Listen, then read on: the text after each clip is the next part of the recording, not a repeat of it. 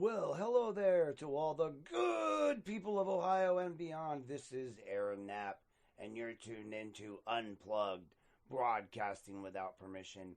This is a place where the truth gets louder and we dig deeper, and where we always remember be lawful, not awful. If you want the full stories, the documents, the videos, and everything they don't want you to see, head on over to Aaron Knapp, Unplugged.com. My new home for every investigation, every episode, and every update. And while you're here, be sure to like the video, follow the page, and hit subscribe. And share this with someone who needs the truth. We're building something real here. We're building something fearless. And we're doing it together. Welcome to Unplugged. Let's Plug with Nap. Yeah, we cut through the noise. No script, no leash, no polished decoys. Broadcasting without permission. We don't ask. We lift the curtain and we drop the mask. Unplug with Nap. Yeah, we cut through the noise. No script, no leash, no polished decoys. Broadcasting without permission. We don't ask. We lift the curtain and we drop the mask. Unplug with Nap. Yeah, we cut through the noise. No script, no leash, no polished decoys.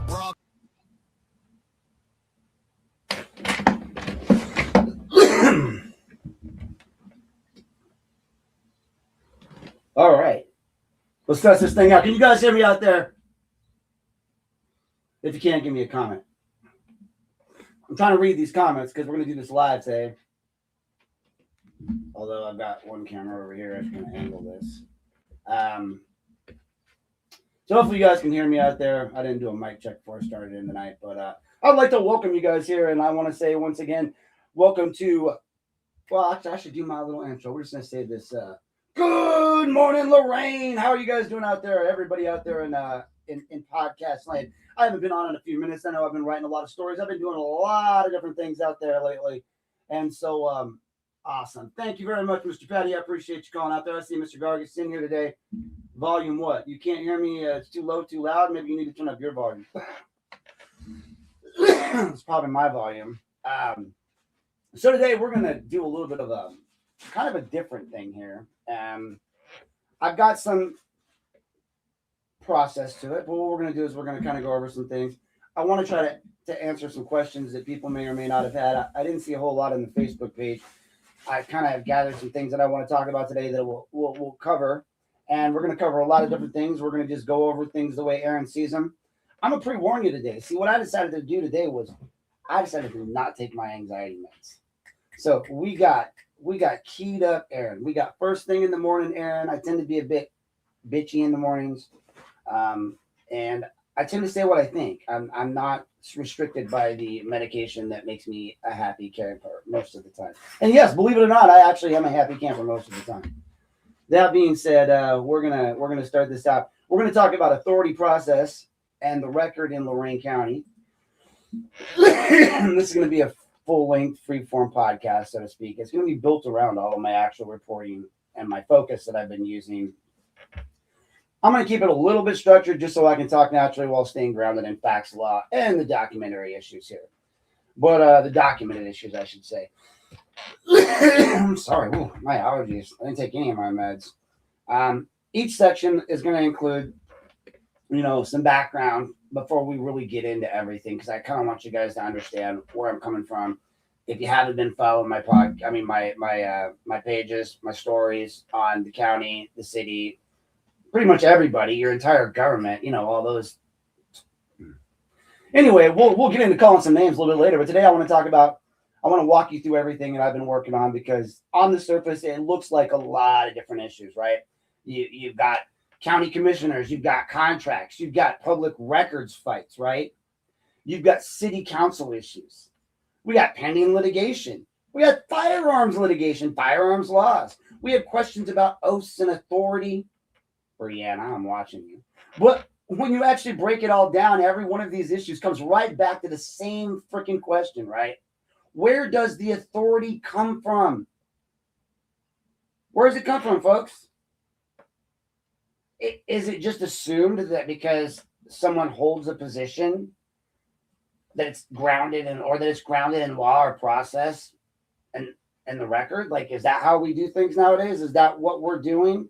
Because when you start testing what is actually happening against what the law actually requires, you're starting to see a lot of really big patterns here in Lorain and Lorain County, Lorain City, and the outside areas, all the way out to New Russia, where the mega site's going, faltering now, finally, because those people found their voice. You guys got to find your fucking voices.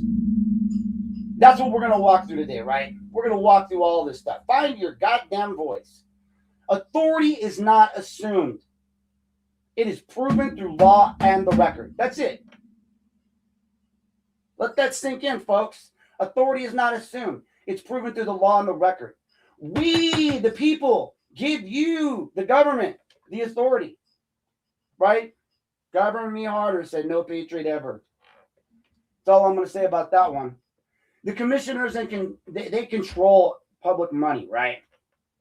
So let's start with the county commissioners, because this is where a lot of the authority originates with these jackasses. Now they want 7. They had 3. They want 7 now. Give me a fucking break. I can barely deal with the 3 jackasses we got now. I don't need to add 4 more. They control appropriations. They control the budget. They control all major financial decisions in this county.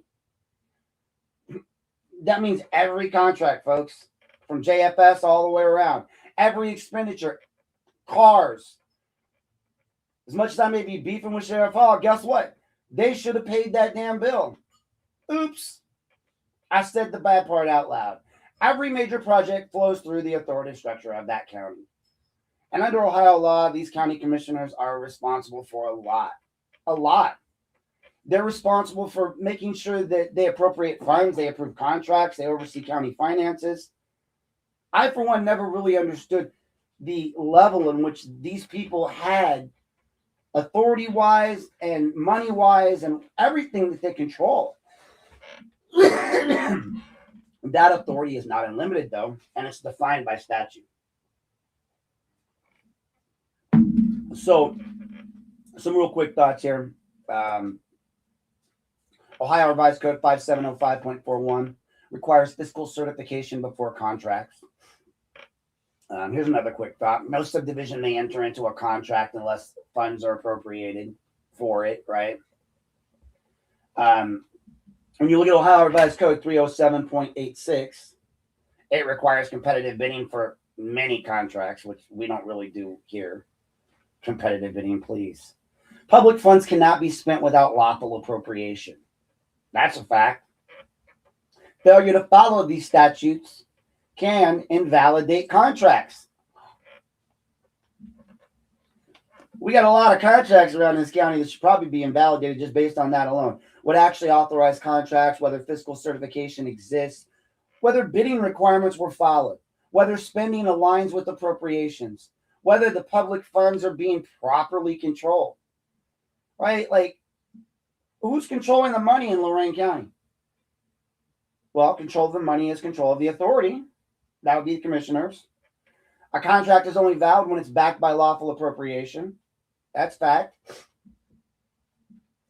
So, let's talk a little bit here about some things. I'm gonna kind of this is where that was my format.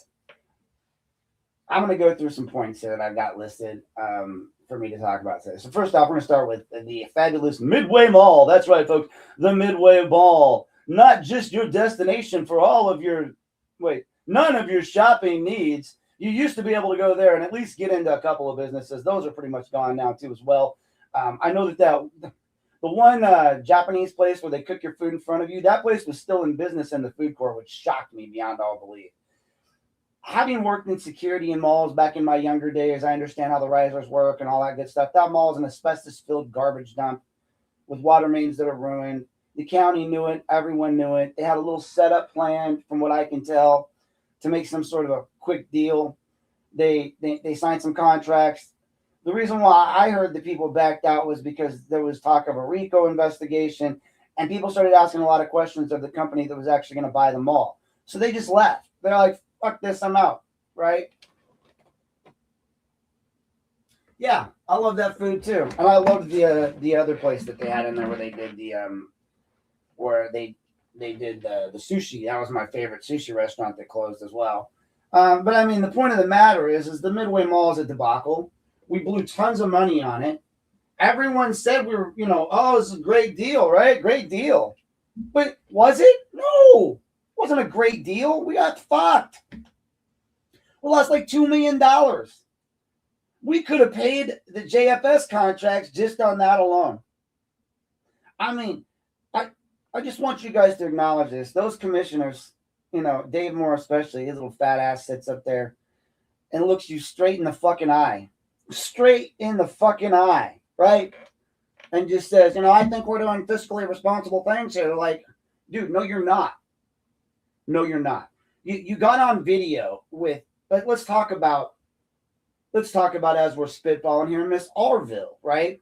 So you guys all realize that Arville, the lady that got on that video with Dave Moore that was talking shit to the JFS employees, right? She gets up there with Dave Moore and they're all telling us how poor and horrible they are. I want to just let you guys in on a little secret if you haven't read my stories.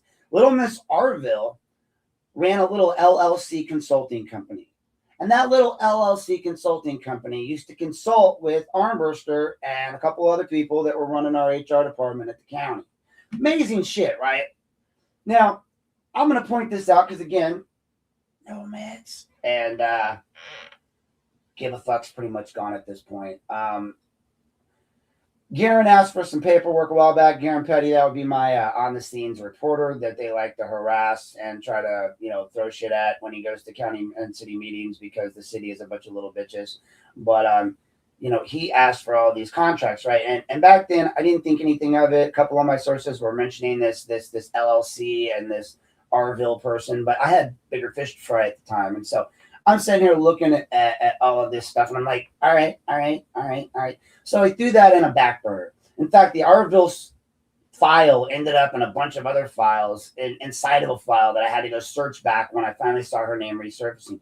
But Garen had grabbed this, and at the time, none of us realized how important it was.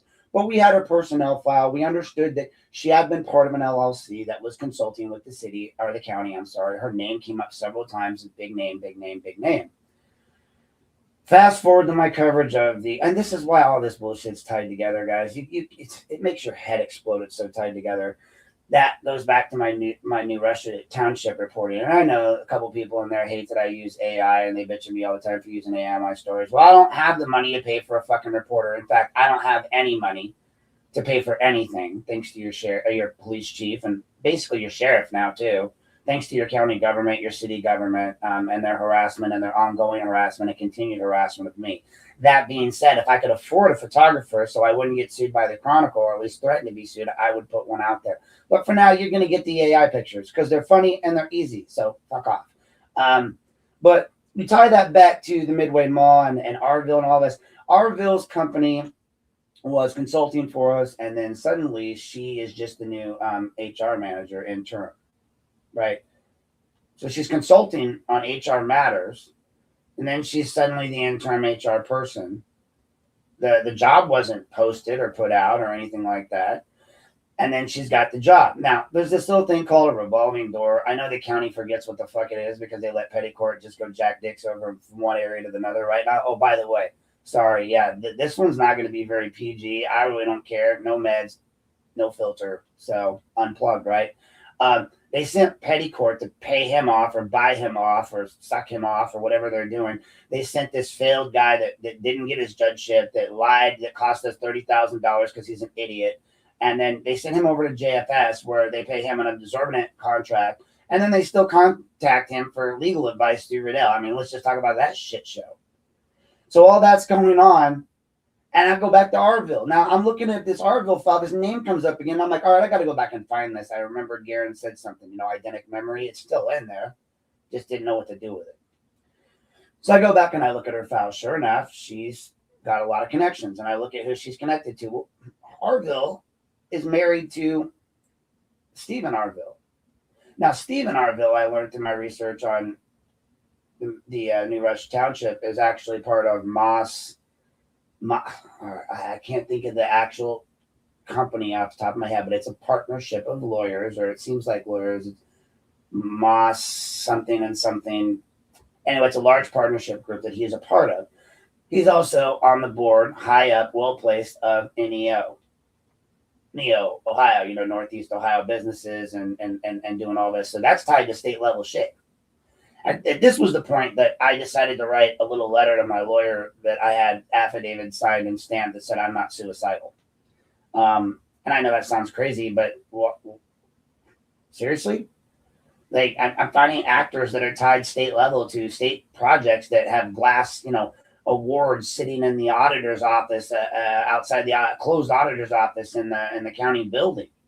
NEO is everywhere. It's in everything. It scared the shit out of me, to be honest, to realize that Miss Arville is married to Stephen Arville, who is part of a large consulting firm that is tied to NEO, which is tied to every large project in Ohio. You want to talk about, whatever. I stumbled in.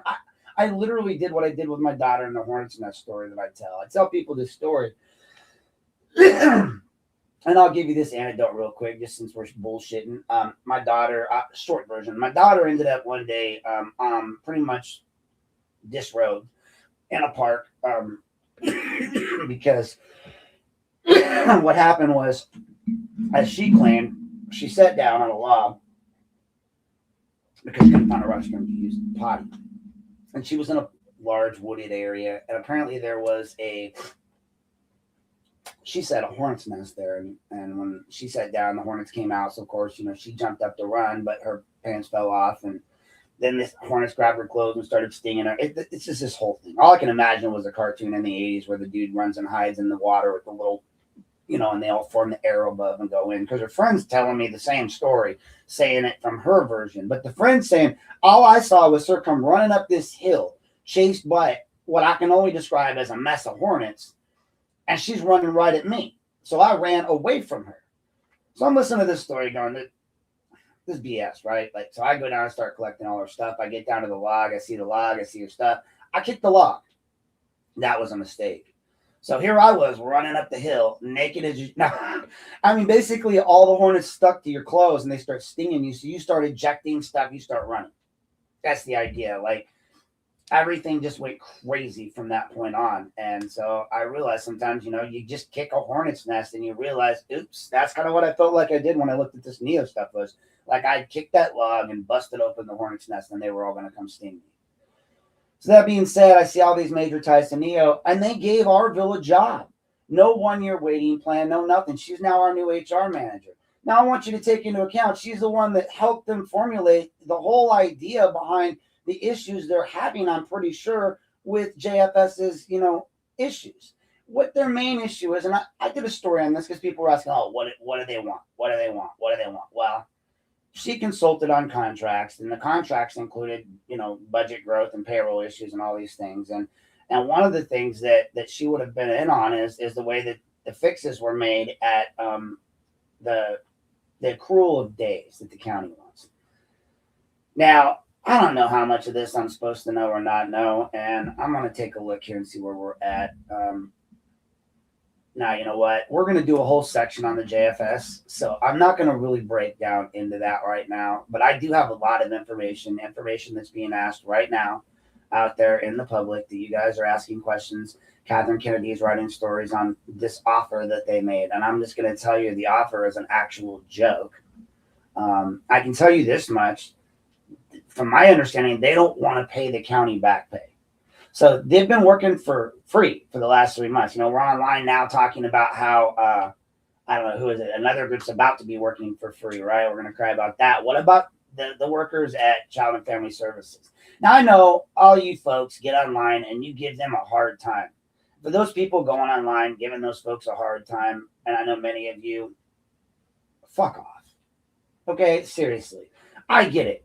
Does it take hours? Do you have to wait for hours on that phone? Yeah. Do you have to, do all of these things? Does it take forever? Sure. But you're getting free shit. If you've ever tried to pay for insurance, you would understand. And you have to also understand they're dealing with people oftentimes that are products of an education system that has failed them. So they have to walk them through everything. Now, if you're a fast-paced individual who has the ability to throw everything online, great. and you get all these things, they have plenty of narrow ways for you to provide all the documentation to help JFS out to get your child support, your food stamp, all these different cases rolling. More often than not, though, you don't have the capability because A, you probably don't have money. It's not like you got an internet or a computer or access to all these fast-paced, funny things. And so it's a back and forth between the individuals who lack money and the individuals who are trying to help them. But the problem is the individuals trying to help them lack money. All you guys got to do is look at their contract. I did. I record requested it. You guys all think I'm a liar. And for anybody that thinks I'm a liar, fuck off. In fact, I'll give you what I gave Jack Bradley. Fuck off. I don't lie. I bring receipts. I have your receipts if you want them. Background explanation to orient listeners in this idea, just to give you the idea of where all this is coming from, and this is where I've been at with all of this stuff, with these people, with just exposing the county commissioners and the way things are doing. They have pretty much brutalized a lot of different public agencies. The auditor's office is closed on Fridays. They're talking about how everyone else needs to tighten their belts, except for apparently the commissioners, all who make over $100,000 a year and are giving all of their friends and family and all this bullshit, like whatever they need.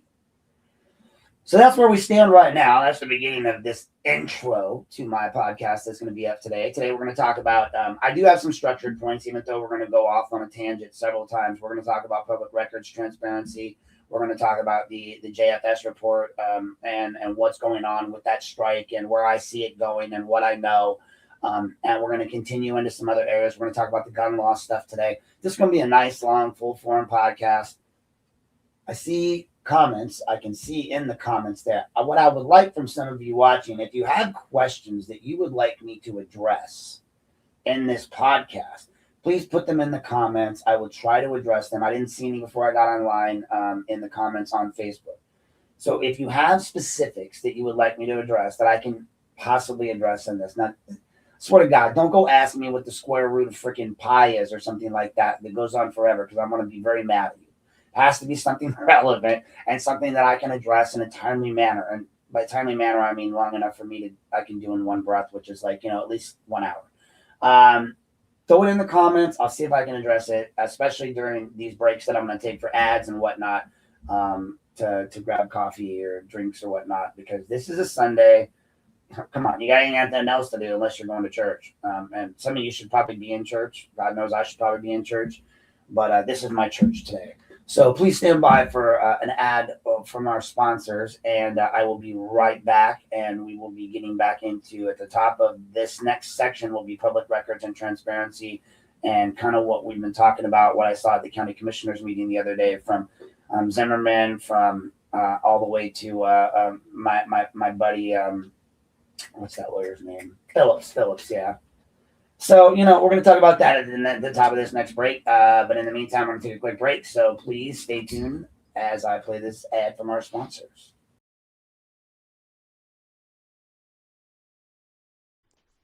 Here at Unplugged with Aaron Knapp, we like to thank our sponsors. We have a few unofficial sponsors tonight, and they are definitely not paid sponsorships. I want to throw out there a big thank you to Joseph Jones and Eric Jones of the Lorain Daily and the Vermilion Daily. They have a local news page. You should check them out. They do plenty of great work broadcasting all the news that is the news that you want to have in Lorain and Lorain County. So check them out. Also, please, if you need any legal services, feel free to reach out to Robert Gargas. You can find him listed online. He's a fine attorney and comes highly recommended by yours truly. And last but not least, I want to mention D&C Radio. Please make sure you check out one of the up-and-coming internet hip-hop stations and all of their shows. They put on a lot of shows. You have the Never Outdone show. You also have the Eric Bowen show, Speak Up, Speak Out. So please make sure you guys check them out as well if you're looking for your latest and up-to-date hip-hop artistry. Thank you for tuning in. This has been a non-paid sponsorship brought to you by Unplugged with Aaron Knapp. Here at Unplugged with Nap. Yeah, we cut through the noise. No script, no leash, no polished decoys. Broadcasting without permission. We don't ask. We lift the curtain and we drop the mask. Unplugged with Nap. Yeah, we cut through the noise. No script, no leash, no polished decoys. All right, well, I didn't get back to the, hold on. There we go. I didn't get back to the coffee. Still in there brewing, but that's all right. We'll move on to our next little segment here. I thank you guys for staying tuned while we went that little first ad break. Again, if you guys are looking for an attorney, I do recommend Robert Gargis. He does some great work. He's done some great work for me. We're going to talk about some of it a little bit later. Not legal advice.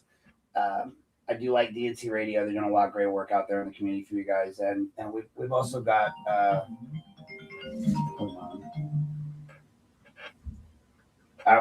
I'm doing a podcast live. What can I do for you there? Hold on.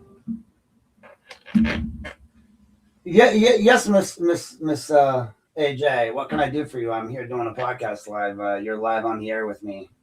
Did you have a question? You're not live on the air. You're live in my ear. I mean, you can, I guess. So, whoa, hey, look at the hair. You definitely woke up beautiful, sweetie. No, I mean, like, literally, I'm like, look.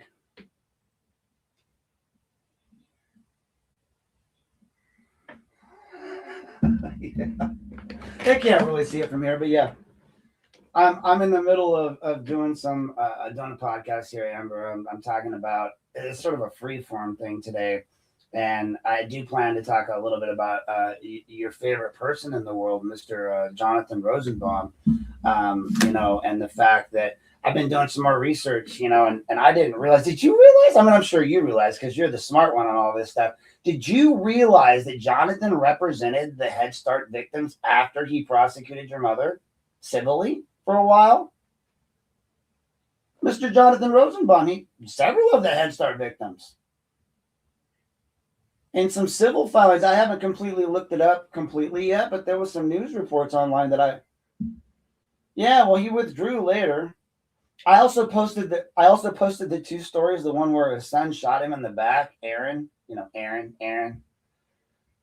I haven't got the tape recording yet, but I was looking at that, like how they looked at it. I bet you she could. I mean, while we're speaking about him, I got this lovely picture of him that I love AI. No.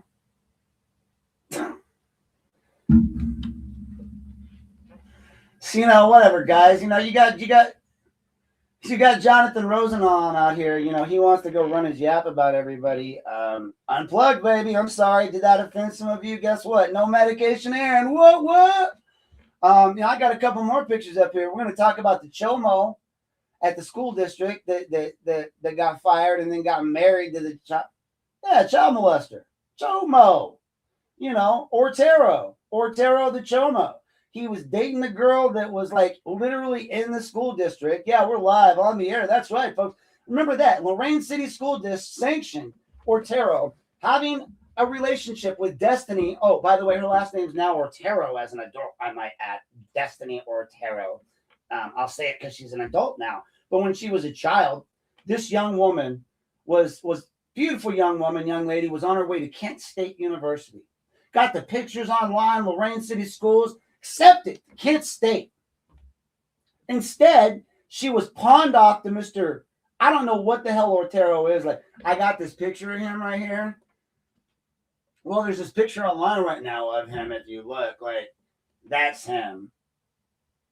And that right there is Figueroa. That guy right there is our school security, head of security, right? The guy next to him, the white looking guy that's not actually white, he is standing next to the girl, and the girl is actually was a student while he was a security guard there. That's also the guy that 3-4 years ago flung a student into a wall locker at Southview Middle. But he's also friends and goes to church with Mr. Figueroa. And they're all in the beautiful church together, right? You want to know why I don't like to go to churches? That's why. These God-fearing, God-forsaken motherfuckers are out there fucking your kids. That's what I want to know. So, like, my daughter's 15. I'm just curious, what's a good going rate for a daughter? Like, what are you gonna pay me off with? Because you literally paid off Otero, I guess, or the parents of Destiny, I guess. Who's that? Oh, of course they'll protect their own. Oh, they'd be fine. That's okay with that. I mean, you know, this is why I shouldn't have guests on the show. You're not even on the show. You're just sort of, everyone's just sitting here listening to me ramble with you. But this is what this was meant to be. It was meant to be me discussing people's questions about what's going on in our community. I want to know how this, folks, you explain to me, people, how did this happen? How is this guy driving around in a $60,000 paid for car, stopped by the Lorain Police Department while he employs James's sister? How is this guy at this church marrying these two together? And I've seen her Facebook page. It's public. This woman should have been an engineer at Kent State. This woman could have been anything. I'm not saying that she doesn't love her two kids, because she does. She's posted online numerous times. There's been some questions about whether she gave up her 20s, and she says it wasn't a bad thing to give up my 20s for my daughter or for this or for that. But you know, I just want to know that. Let's see. Oh, we've got an online. We've got a request on text. So let me move you to this side. So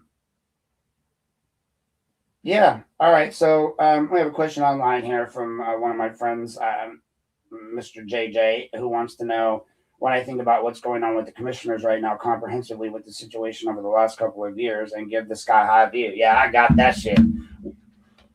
Yeah. Oh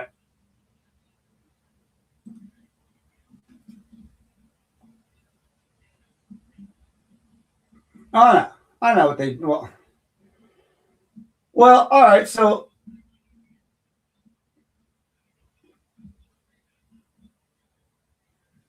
all right. Well, I'm going to move forward with this. You can stay in my ear if you want. So everything I talk, we're going to get to the county stuff. We're going to talk about some record stuff real quick. Everything I've talked about so far depends on one thing, right? Records. I hate to sound like a broken record, but records.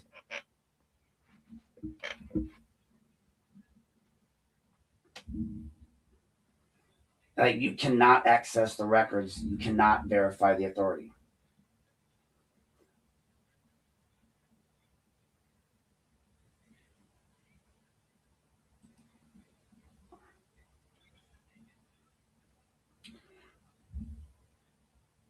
Yes.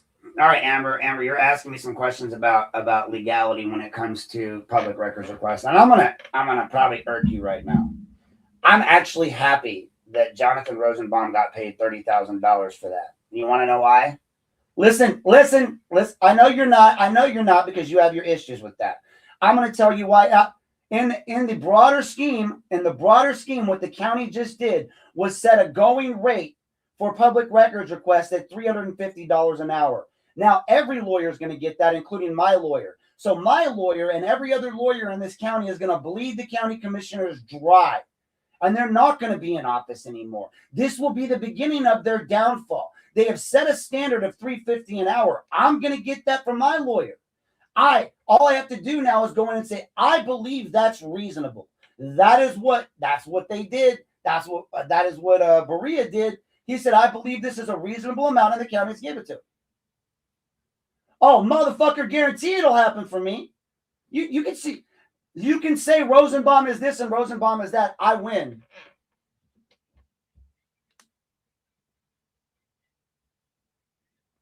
I'm sure he is. We won't even get into Tony Sillo yet. Like, all right, okay. I'm gonna ask of you though, Amber. I'm no, I can hear you in my ear, and I'm trying to have this. I'm gonna call you back. Okay. All right. Yeah. Bye. I do appreciate her calling in. Okay. It's hard when someone's in my hearing aid and I'm trying to talk. She's got a lot of legitimate points. I get why she's unhappy that they paid out that money, and I am unhappy as a taxpayer that they paid out that money. But as a friend of the system, I understand that payout is punitive damages for something they did wrong. Now, you can be mad at Rosenbaum all you want. I can joke around and post pictures of Rosenbaum all I want, right? I can do whatever I want because this is what it is, right? Open forum podcast, media, whatever. But let's be clear. What Berea did with Rosenbaum in that scenario would have never been necessary if the public records were flowing the way that they're supposed to. Now, we can debate the right and the wrong of the J.D. Tomlinson situation all you want. Flawed men do often make the best leaders. Flawed men, generally, I'm flawed. Most men are flawed. Most people are flawed. If you believe you're not flawed, then fuck you. We're all flawed. We all have our flaws. You know, JD got played. I get it. Everyone else gets it. My big issue, and I will be addressing this later, is why the fuck is Tony Sillo trying to relitigate this again? So now he's saying Burnsides is full of shit. He's saying that Cannon was full of shit. I mean, Tony Sillo is just saying fuck you to the entire government apparatus, right? He is just fucking his way through all these people. How can you, as a public entity, as a justify this level of attention to this when you can't even lift a finger to do a fucking thing against McCann? Seriously, bro? Come on. Ohio public records law is designed to ensure transparency, babe. And practice, right? That only works when Tony's little girl, Lee Pruitt, actually doesn't follow the law, right? 149.43, public records must provide existing records and a reasonable search is required. Reactions must be legally justified, something that this county and especially Lorain City doesn't even fucking understand. Failure to provide records will be challenged in court. From now on, it will be. Not can be. It will be. I will be challenging every last fucking records request in court.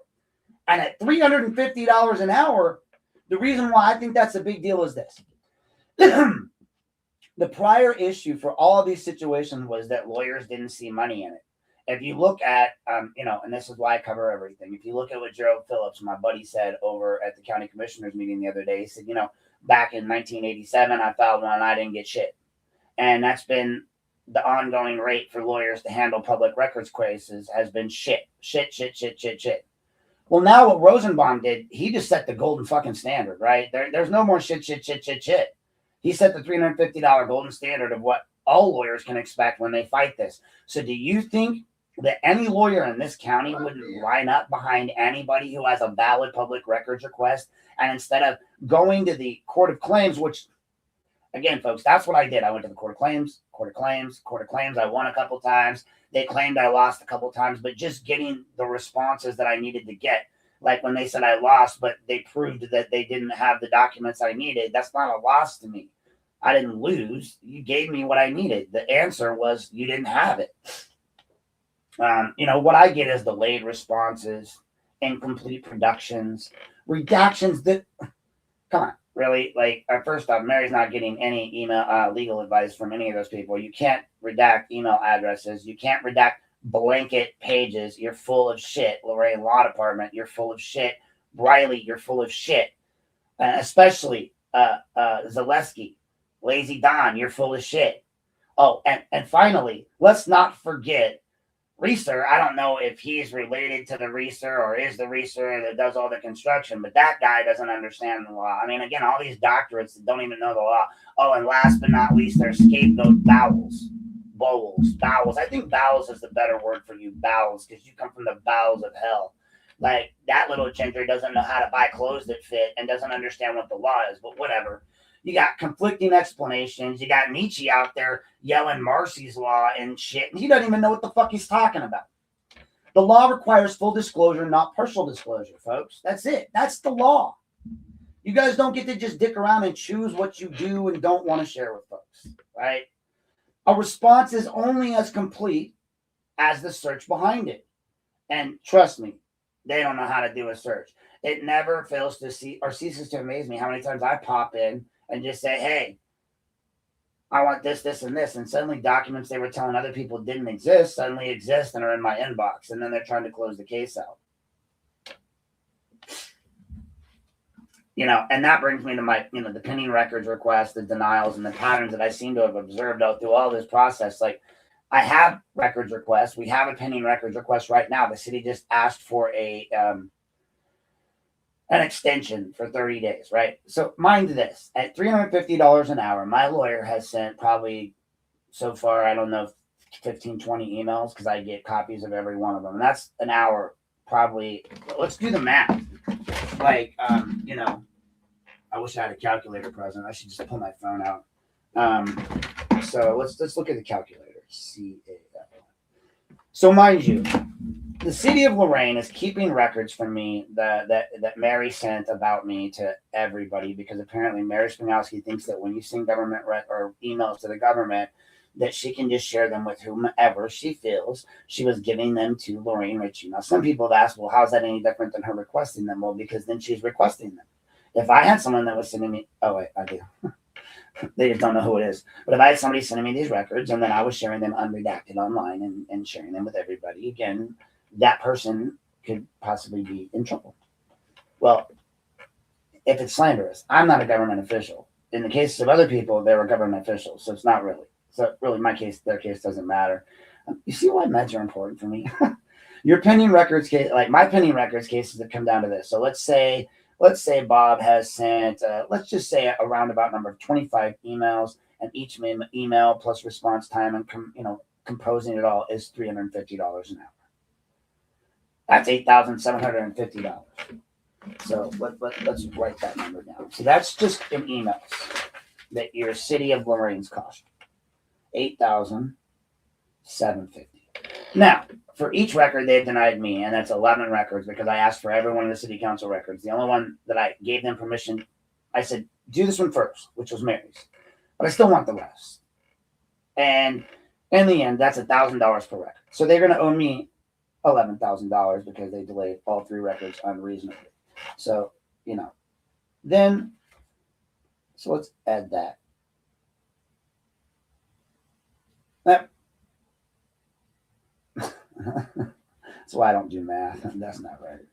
So we got $11,000 for that. Now let's say he's met with me a few times, So let's say we've talked on the phone 12 times for, probably maybe 4 hours total or so discussing the case. So let's just say that the total is, and these are roundabout estimates, 350, let's just say times 4. So that's going to be $1,400 right there. Now, every motion that he has to file. Now, he's filed, I don't know, maybe so far in the records case, like 8, 9 motions, because the city's failed to respond. We've asked for all these different things that are legal remedies under the law, and the city fails to respond. So let's say he takes 2 hours per motion at 9 motions at $350 an hour. That's $700 every 700. So 700 times, let's just say 12. So we're looking at about $8,400 there. And then, just under that note, let's just do that. So let's just do those numbers right there. Initial cost $8,400. We're going to go plus 11,000 plus 1,400 plus 84.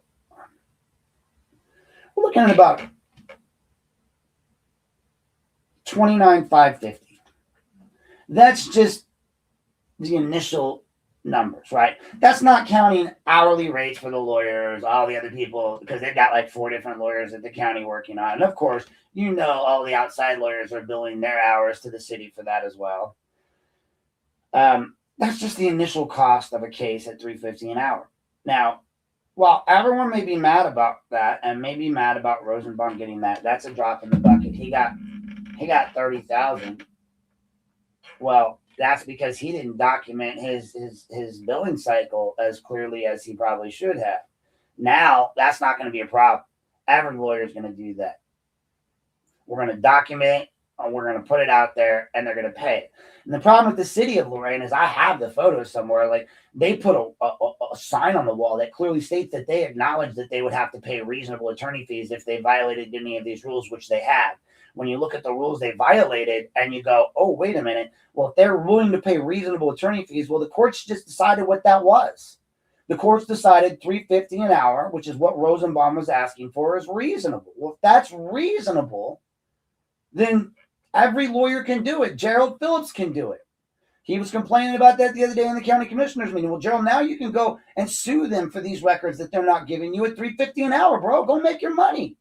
Shit, go retire. Shit. Then you won't have to represent other people that bring you in contact with me so you can lose. That's all I'm saying.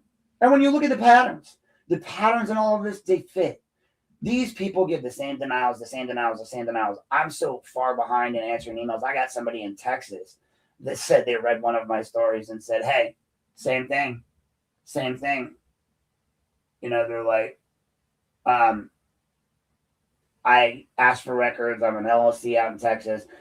I sent them to your county person, and suddenly I was met by Eric Zamba and all the people that you listed and all the same questions and all the same answers. And again, I got to remind you guys, I've only had it on my page forever. If you go to my actual page, the Aaron Knapp page, I believe it's all over the links and whatnot. But my Unplugged page where I broadcast most of my stories, that page has got a section for public records requests. But, that's going to roll us into, what? I had this floated around. Don't get out of, if I get out of order, I'm going to get to the county stuff, the heavy county stuff, I promise. But if I get out of order on my thought process here, I feel like I'm going to really throw myself off. But a response is only complete as the search that they've done. And in the end, that rolls us into our firearms case. Now, I want to talk about, this is one of the clearest examples of authority being defined by law, right? And I told them this in the beginning. I sent Mayor Bradley and everybody letters. I begged them, the sheriff, the prosecutor, not to let them pass this law because 9.68 extremely prohibits it. But the state of Ohio, because the state of Ohio has chosen to regulate firearms only at the state level. That means local governments are very, very, very, very limited in what they're allowed to do. Now, Ohio 9.68 establishes uniform firearm laws. It says we're not allowed to go and mess with any of these local laws. The statute preempts any local regulation of it, period. The courts have upheld this state preemption multiple times. Individuals have brought and can bring civil actions to enforce the law. Attorney fees and damages may be available. Now, in mine, I'm challenging. Let's see what Garen has to say. My schedule.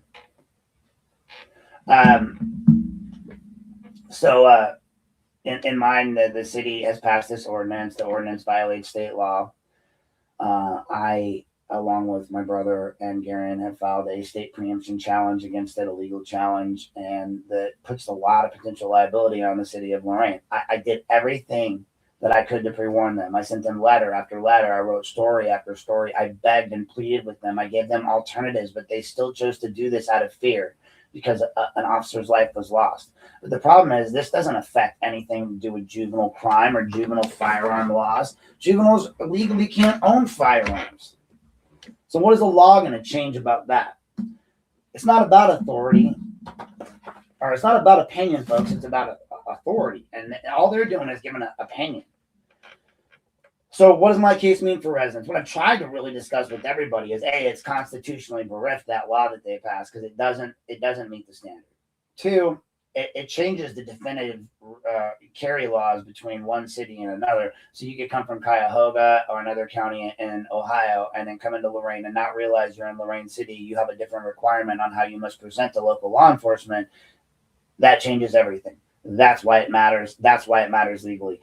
Under 9.68, state law states that you cannot modify state gun laws at the municipal level. Riley and crew know that. And the whole reason why they don't even want to let it hasn't even, like, Judge Brimke hasn't even brought it to trial yet. We filed multiple motions, played around with standing and all this stuff. Somebody needs to rule on this. Like, the reason why it hasn't been reported on is because they haven't even given us a day in court yet. How about we get that? How about all you Second Amendment supporters out there start reeling on the city of Lorain? You start talking to them. Do you want your gun rights taken away? If you support the Second Amendment, you better get your asses down there and do something about it. Otherwise, you're not patriots, in my opinion. Cowards, if you don't go and stop this. They are going to set people who do legally carry up to catch a crime. And what their argument is right now is that we have to actually violate the law to challenge it. So they want me to go break the law in order to challenge it. That's illegal too. And that's what little Mr. Devil Child, the redheaded stepchild, Bowles, whatever, is arguing in court. He's a moron. They put a moron on this case. Like, I don't know where you got your law degree. Was it a Cracker Jack box?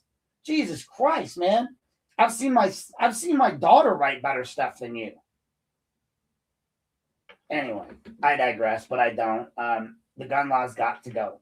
Period.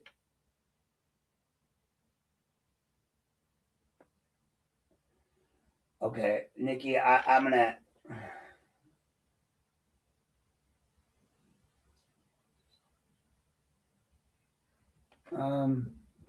Yeah. So, well, yeah, with Buckeye Firearms, I've talked to their. I've been in contact with their people. I just talked with the. I sent an email over to the president of Buckeye Firearms. He's going to be reviewing the case. They're more than likely going to be coming out with a story on it. But if you guys want to hear more, if you want to see this in Buckeye Firearms, maybe you should reach out to Buckeye Firearms. Let them know this is something you're interested in. You want it covered. Call the NRA. Tell them that Lorain City is violating the constitutional rights to carry of citizens, and get this out there in the public eye, because that's what's going to happen. They're going to have to pay out on that. See, this is why they don't want to give us the law, like how much money they're in debt to us right now, because they don't want us to know everybody that's suing them and for what. That's going to be problematic for all of them. And that's where we're at with this. So when it comes to the gun law, folks, like the Lorain gun law that no one's paying attention to, that quietly has been enacted out of fear, not out of legal or constitutional, facts, you have the city of Lorain has enacted an unconstitutional law that they refuse to move on. And apparently the county courts don't want to decide on either, because I can't get my judge who, I don't know. I don't know if people showing up on your little friends list thing means that they're trying to check your page out all the time. But I mean, I find it odd that somebody that unfriended me, that was my friend on my page, now suddenly shows up as a possible friend all the time. And now that I'm involved in a court case with her, but hey, whatever, what do I know?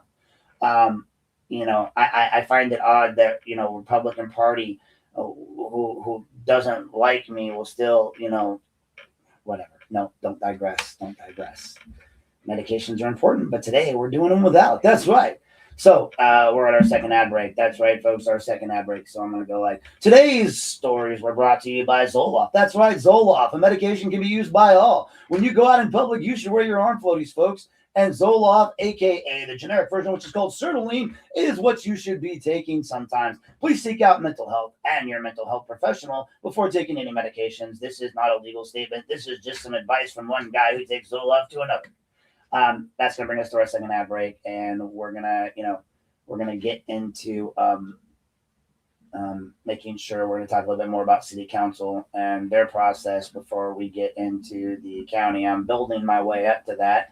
Our second ad break here. So in case you want to stay, if you want to stay updated on this case and others, everything is posted as it develops, folks. Check out my website. Like it's out there. Maybe Garen can go post it in the chat here, but check out the website. Everything's posted there. We're gonna run our second ad break today, and thank you guys for tuning in today on this Sunday fun day, and enjoy the ad break.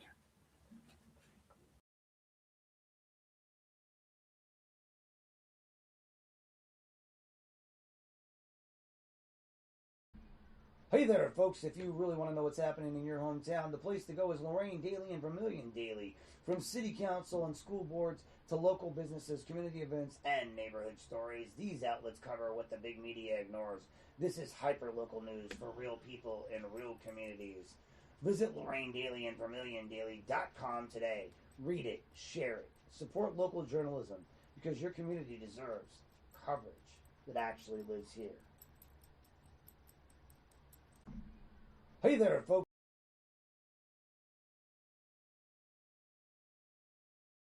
Hey there, folks. Aaron here at Unplugged with Aaron Knapp. I want to give you a quick reminder for everyone watching that the City of Lorain holds its regular City Council meetings on the first and third Monday of every month. And those meetings are not just for council members. They are for residents. If you care about what happens in your city, and if you speak or want to speak on an issue, ask a question, or simply be present and informed, showing up matters. Participation matters. Even sitting in the room and listening matters. You do not need to be an expert on any of this. You do not need permission to care. You do not need to do anything other than just show up. So check the agenda, folks. Mark your calendar. And if something affects your neighborhood, your family, or your future, take a seat, raise your hand, and make your voice part of the record. Lorain City Council, first and third Monday. Your city, your meetings. Those council meetings start at 6 p.m. Eastern Standard Time, and they're held inside of City Hall. Make sure you attend this Monday's meeting.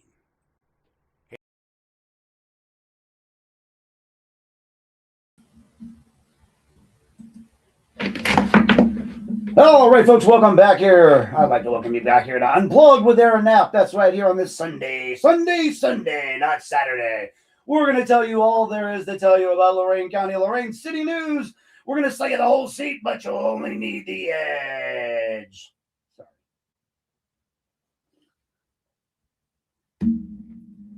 It's a beautiful day in the neighborhood, the neighborhood, the neighborhood. A beautiful day in the neighborhood. Won't you be? Could you be? Won't you be my neighbor? Welcome back, folks. And we're here on the City Council and the process, right? So we're going to do a little live discussion about how City Council has been moving forward, because this is where the authority is exercised in public view, right? And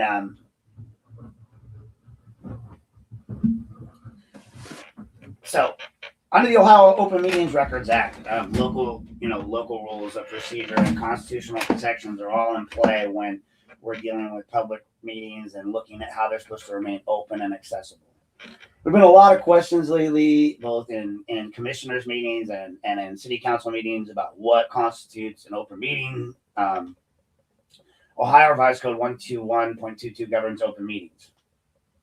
Public bodies must conduct business in open session. Citizens have a First Amendment right during those public meetings, even though the city of Lorain would argue otherwise. Restrictions must be content neutral. Removal of speakers can raise constitutional issues. Jackasses. So let's talk about that. So public comment rules, removal of speakers, executive sessions, transparency. I got this letter the other day somewhere around here. I think I put it up. Where did I put it? Oh, it's over there. So they wanted me at the commissioners meeting to sign this, read this, I guess. So this is from the, yeah, here we go. So Lorain County commissioners have like this. No person may engage in conduct that disrupts a public meeting. Conduct includes including personal or abusive language, name calling, racial ethnic slurs, boisterous, loud, or threatening conduct, violent disturbance, electioneering, signage of any form of visuals such as banners and signs, or audio disruptions that in judgment of the president are disruptive to the orderly conduct of the board and the meeting. Here's what I have to say about that whole statement. Bullshit.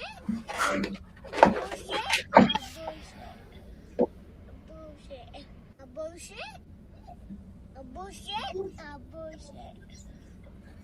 Oh, and it says also All comments must be relevant or germane to county business. Disruptive behavior also includes personal attacks on staff members of the public, yelling from the seats, arguing whether a matter is germane to county business once the president of the board of commissioners has decided as such. Oh my. Once Jeffy makes a decision, or David makes a decision, that is final. We are the arbiters of the First Amendment. We are the arbiters of speech. We are the fat asses who eat off of your county money and plates while you starve in the streets. We shall tell thee what you can speak of and when thou canst speak, how thou shalt speak and whom thou shalt speak to. We shall be the deciders of the germane. We shall be the ones that decide whether or not you get treated with humane behavior or whether or not we shit on you like the pieces of petty crap that you are. You are no longer citizens. You are peasants, specks below our feet. You pay us to do these jobs and speak for you and think for you. And of course, why would we think otherwise? You fools keep electing us to office. You keep telling us that this is what you want. You keep saying we enjoy your penis inside of us, Commissioner. Thank you so much. May I have another? Because you vote for him, or you just don't vote at all. That one's on you guys. I didn't vote for him.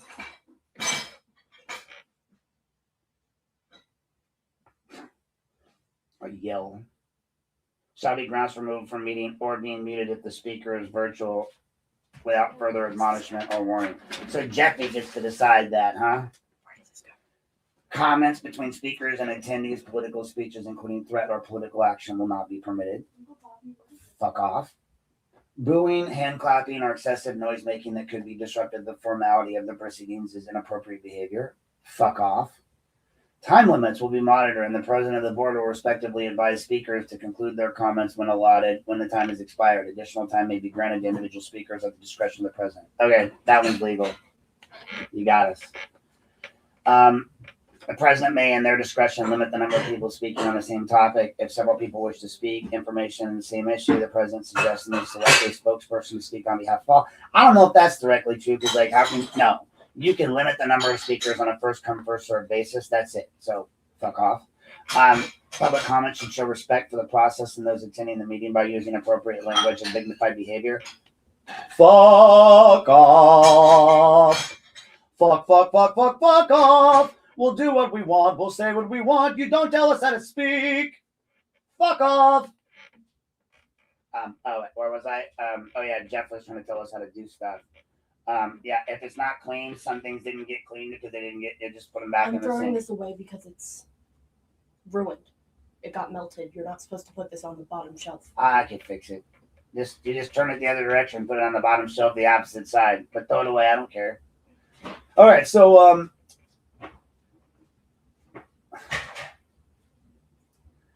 once this, like, he repeats this stuff. Public comments should show respect for the process and those attending meeting, blah, blah, blah, blah, blah. Questions or criticism of policy determinations by the board or its members are appropriate. However, personal attacks are not appropriate. Fuck off.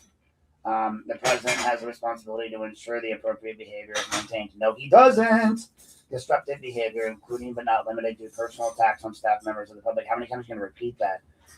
Catcalling, expressions of support or opposition for the audience, arguing whether it's a matter germane to public county business once the president board members have decided as such, or refusing to yield the floor once time is elapsed and being requested to sit down shall be grounds for removal from the meeting or being muted if it's virtual.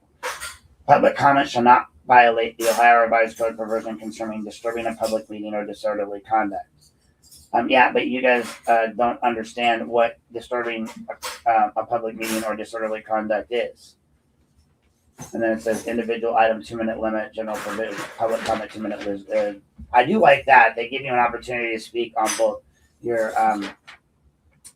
every individual matter. So if they have 10 matters, if you can technically speak after every matter for 2 minutes on each matter, and then at the end you have a general one. So and then they ask you to fill this piece out, which is, what I wrote was, I wrote my name, And then I said, you know my phone number and email address, because I mean they do. Like these people know exactly where I am. Like it's published. It's on the business license. Like it's on my phone number. It's everywhere. That's what they want you to do to speak at a county commissioner's meeting. That tells you how fucking transparent they are. Come on, give me a break. You're not gonna now. I just want to go. Yeah, fine. Now I just want to go to one of those meetings. I was polite last time, but now that I read that, I want to go there and tell them to fuck off.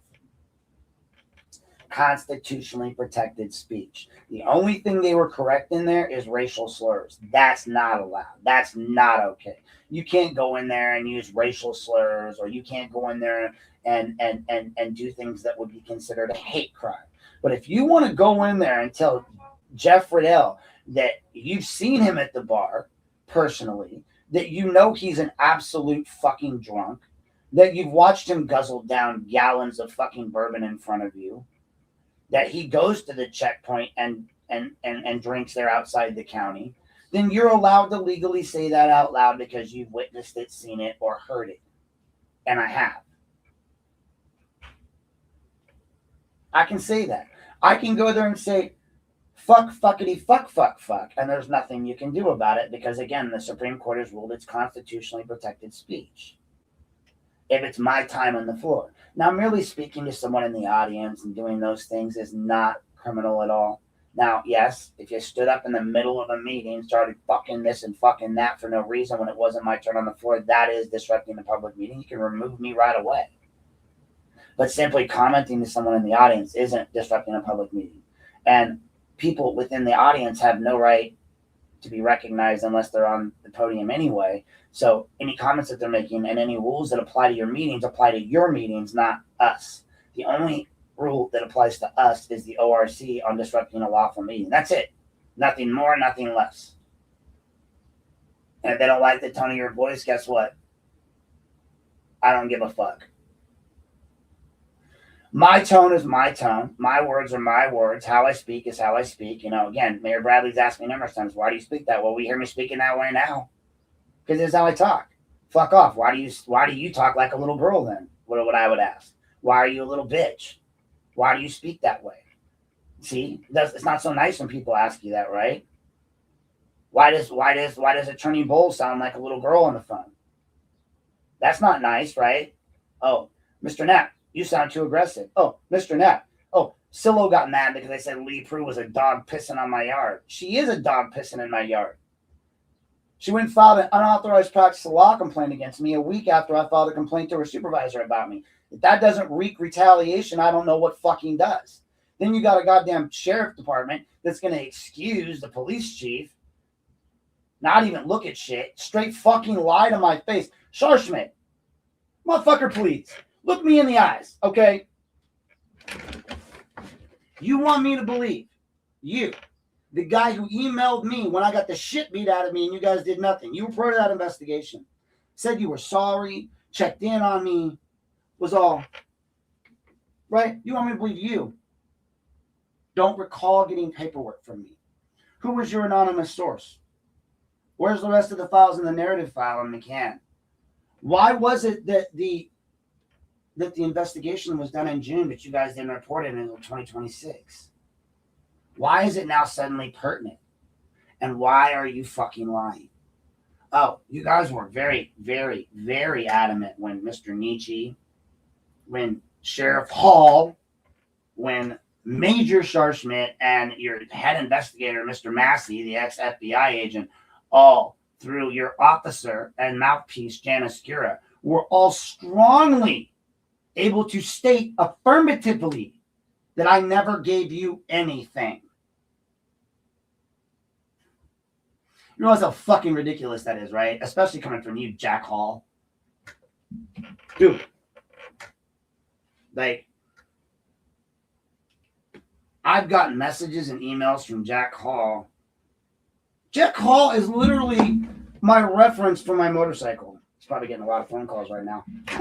I ain't got no money. The idea that he is fair in any way, shape, or form in investigating me is bullshit. The idea that Nietzsche's fair when he wrote the SF 400 letter that violated election law, now that I've looked at it and kind of realized what went down, They used me just like everyone said they were. They sent me a letter that they asked me to send in for a public records request, which doesn't seem like a big deal to me, and it isn't for me because I do public records requests.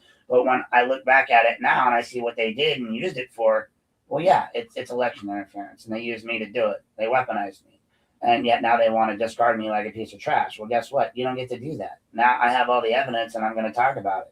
I'm probably going to do a podcast, if not at the end of this one, where I just spend my entire time reading Jack Hall's text to me. Enjoy.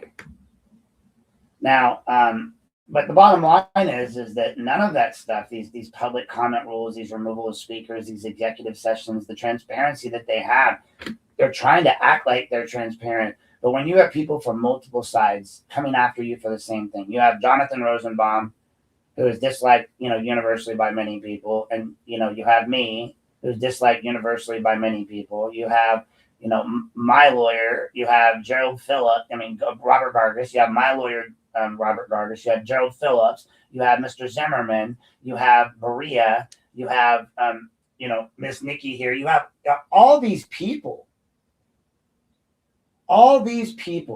who want records, who are asking for records from people like Lee Prue and Allison Janaskura and Eric Zamba and Monica, whatever her name is over there, all the Pluto, Michelle Becco. All these people are just deniers. I mean, you guys, you don't know the law. And you're not really to blame for that. I mean, you're probably products of the Lorain City School District. I'm sorry. The public system failed you. But public meetings, they belong to the public, folks. The First Amendment does not stop at the door of City Hall. And it never will. As much as people like Mr. Bradley don't believe they work for us, they do. They work for us. I'm in a public area, bro. Pretty soon what he's going to do is he's going to say that he can't continue with the meeting because you won't exit the And that's chamber. not my problem. You work for me. I don't work for you. You do work for me. I pay taxes. You work for the city of Lorain. No, there's no agree to disagree, Mayor. Mayor, there's no agree to disagree. And what they're going to do is they'll just close the meeting. This is how they and assure that as part of our regular checklist that we have for many projects, that we can visit this. This is not a common area because we typically don't waive fees. So it's one of those areas that we'll revisit here. Thank you, Mr. Carey. Say something? Then why are we? Say something? Then why are we? You want to get an attitude? You work for me, you guys can finish that. Yeah, get it. Do it. Mr. Knapp, let's have it. No, you're. Let's have it. So I'm just going to point out, the meetings have been a little bit better since we got new council. Recent meetings have been better. There have been less incidences, but I've documented a crap ton of stuff that's really out there. I'm going to take a quick moment here and just, because I don't really know how to address these comments in the, all right, let me go back, comments. Oh, awesome, there they are. Okay, so I can see them on the side. I don't need to see them on the screen. All right, so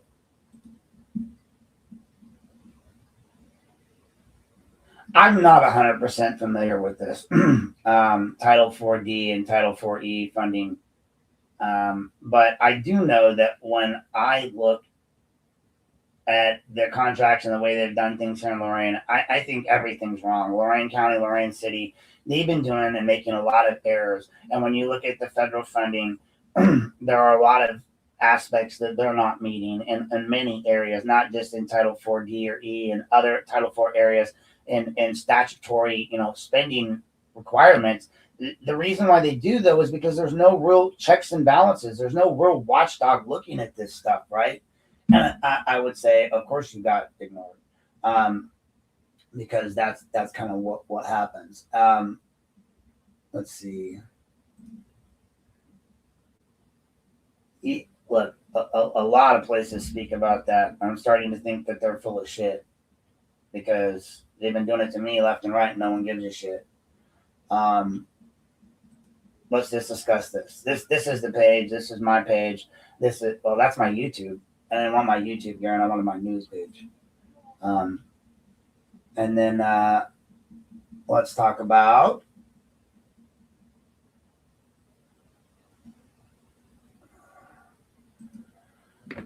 what possible reason would the Lorain County? I mean, there's multiple reasons why they would violate not only the Fifth Amendment but multiple amendments. They're protecting themselves and their constituents and the people that donate to them. If you guys go to my page, you're going to see all of the stories I've written. I've written tons of stories about them. You have no further than looked in their campaign donations to see how it all cycles back. It's one giant cycle from NEO to the Port Authority to the County Port Authority to the City Port Authority. You know, it's just a smaller version of the householder scandal. It's a smaller version of Ohio scandals. I mean, honestly, I feel like I can just call this the Ohio method. Since moving here, it's all I've seen. You got all of your government officials have the same playbook. They're not even inventive. It's sad that how uninventive they are with their playbook. It's just because it's easy to pick apart. And once you pick it apart, they don't have the ability to pivot. So they just keep repeating themselves because in the past, that's always worked. I mean, the city's litigation is strung out. It's going to get a lot worse. So let's answer this question. Yeah. Why lie about it, guys? Why lie? Since day one, I've contended that I was given a script or I was given an insurance packet, right? I've never hid that fact. It's always been public. It was sent in a Lorain mailbox to my home. I had one copy of it, a hard copy that was in an envelope. And I told Major Scharschmidt when I gave it to him, it was my only copy of it. I wanted to be done with it because I felt like it needed to be passed on to people's hands that could actually investigate it. And now that apparently occurred right around the time that that investigative report happened, I guess, at the auditor's office. I don't know, because I've now, again, since this is why records requests are so important and getting them in their own words out there is so important. I've got them to admit that they did utilize the auditor's report. Well, then that should have been in the file, but they didn't give that to me.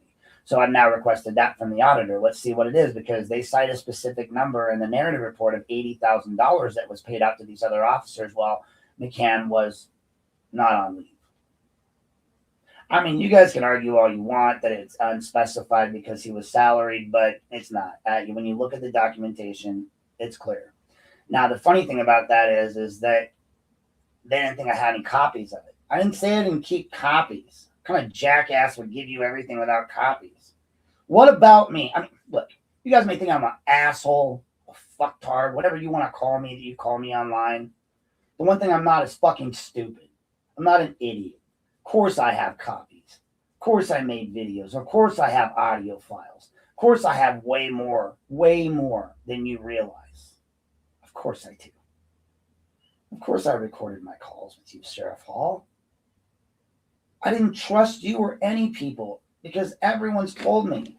I didn't trust Massey or Scharschmidt.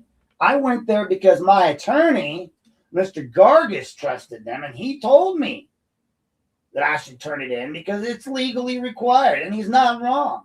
And I should have trusted them. I should have been able to trust them, and I should have been able to turn it into them, and I should be able to expect to get it back when it's done. And the fact that they're going to sit here and deny it like a bunch of little bitches just makes me laugh. Okay, you didn't give it to me. When you look at their narrative report, it clearly says in the very beginning that there was an anonymous file given to them. Anonymous file!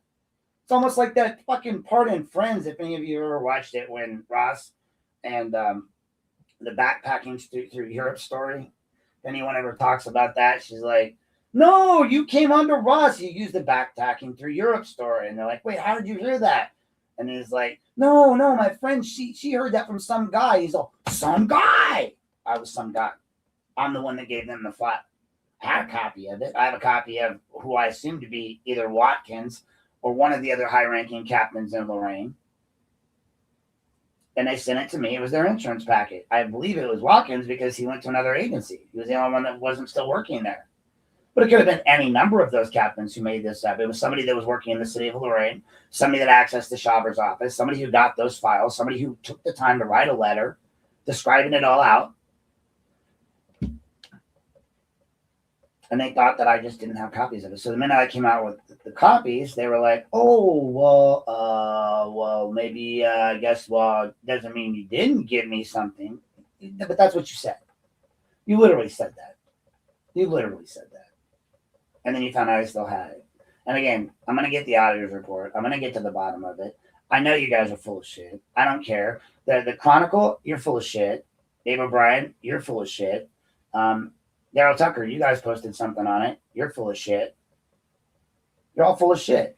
Oh, he was exonerated? Fucking A, he was. No, he wasn't. Fuck you, he wasn't exonerated. Not bringing charge does not equal exoneration. Exoneration means he didn't do shit. You guys lied. You guys are literally the mouthpieces for the government at the Chronicle and the Morning Journal. I stand by it. I say it. They're the mouthpieces for the government. The only reason you've gotten a few good stories out of them lately is because of me and the Lorain Daily actually putting the truth out. But hey, whatever, right? It's okay to defame me, lie about me, talk mad shit about me. You had no problem taking those documents from me, did you, Sheriff Schmidt? You had no problem checking in with me. Sheriff Hall, you had no problem calling and recording our calls. You guys had no problem trying to set me up as the fall guy. Well, I'm not a Tia Hilton. You're not going to fucking set me up to be a fall guy. How you ignored the fact that, all these people made allegations and lies and then you did not a goddamn thing about it. How you just ignored the abuse and the assault that occurred, right? Just fuck Aaron, right? And now you want me to meet with you, with my attorney? That doesn't feel very good. I posted a video recently of that, where a guy met with a cop and it was all negative. Why the fuck would I meet with somebody who called me a liar? I gave you what I gave you, Major Schmidt. No. Call me a liar to my face. Sheriff Hall, with all due respect, call me a liar to my face. You know what I have, and you know what you did. With all due respect, no respect, Mr. Nietzsche. Fuck off. None whatsoever to you. Mr. Massey, I don't really know you. You're the head of the investigative division. Your people, your boss, everybody's talking mad shit. You used to be the FBI. At one point, you swore an oath to uphold the Constitution for better or for worse. Sickness and in health. Oh, wait, that's married to the law. You're doing both, bro. So either you guys stand up and do your job, do the right thing, investigate appropriately, stop covering for people. And again, you can't investigate anything on me. You can't. Let's do a show and tell of every last email that Sheriff Hall has ever sent me. Let's do a show and tell of all the text messages. Get the fuck out of here. Yes, I was. I like the way you put that. No, I can't be a prostitute. Prostitutes get paid. I didn't even fucking get paid. I didn't get laid. I didn't get paid. I didn't get a job. Mary Springowski was out there telling everybody that Sheriff Hall was a fucking scumbag and he was going to give everybody jobs, including me. No, he gave everybody jobs except for me. Not that I would have taken one. But yeah, they prostituted me out. They used me for their own ends. They used me to destroy Resendez. And again, I'm not saying he didn't deserve it, but I'm not saying they deserve to be in a position of power now either. So yeah, I was their prostitute. They literally sold me a bill of goods that said that I was going to, that things were going to be turned around, that they were going to investigate the county commissioners, that they understood that Dave Moore and Jeff Riddell and all these guys were looking at RICO stuff. They were letting me, I was on the inside. You guys want to act like I wasn't? Janice Scura used to send me unredacted reports. That's why I got the initial Tia Hilton unredacted. When I was their friend, I got everything they wanted. Why do you think I know about the Coonrad incident that they haven't come out with? So you have a correctional officer in Coonrad who was fucking an inmate, literally had her living in his house. Whether they were having sex or not, I don't know, but there was an emotional grift there. And everyone knew about it.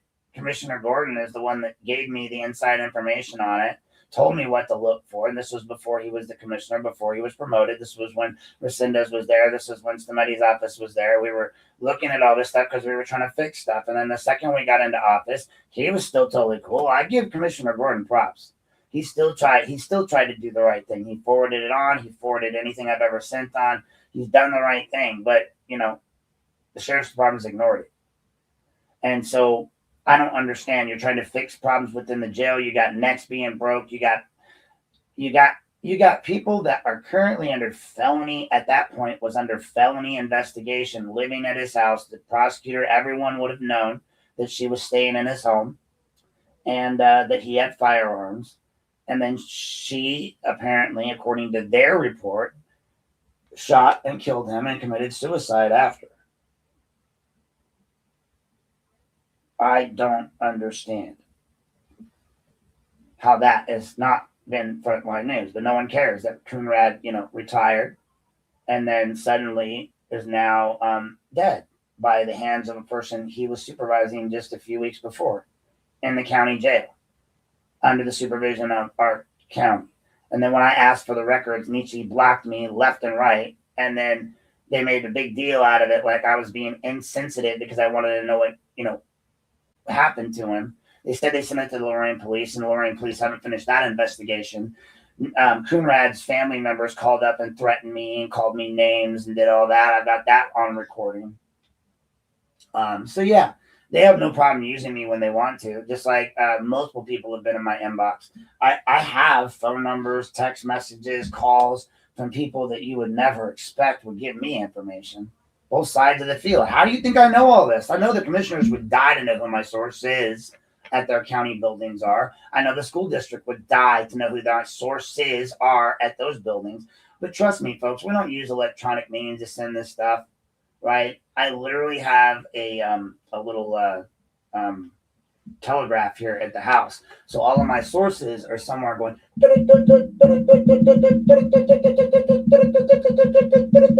stop. Stop. So yeah, let's move on down to the next one. Yes, that is corrections officer Jim Gordon. I do like Jim. I do believe Jim's trying to do the right thing, and his daughter is one of the admins on my page. I feel like a lot of us got played by a lot of good lines that were being sold during the election about things that were going to be fixed, and they just weren't. We all got played. My attorney got played. He believed that they were going to do stuff for his clients. Yeah, we're going to investigate. That's why we formed an organized crime unit, right? Major crimes unit. It looks like they formed a major crimes unit just to fuck up J.D. Tomlinson's life, and that's it. If I'm wrong, prove me wrong. What else have you guys investigated besides J.D. Tomlinson? We're going to get into that a little bit later, too. What else?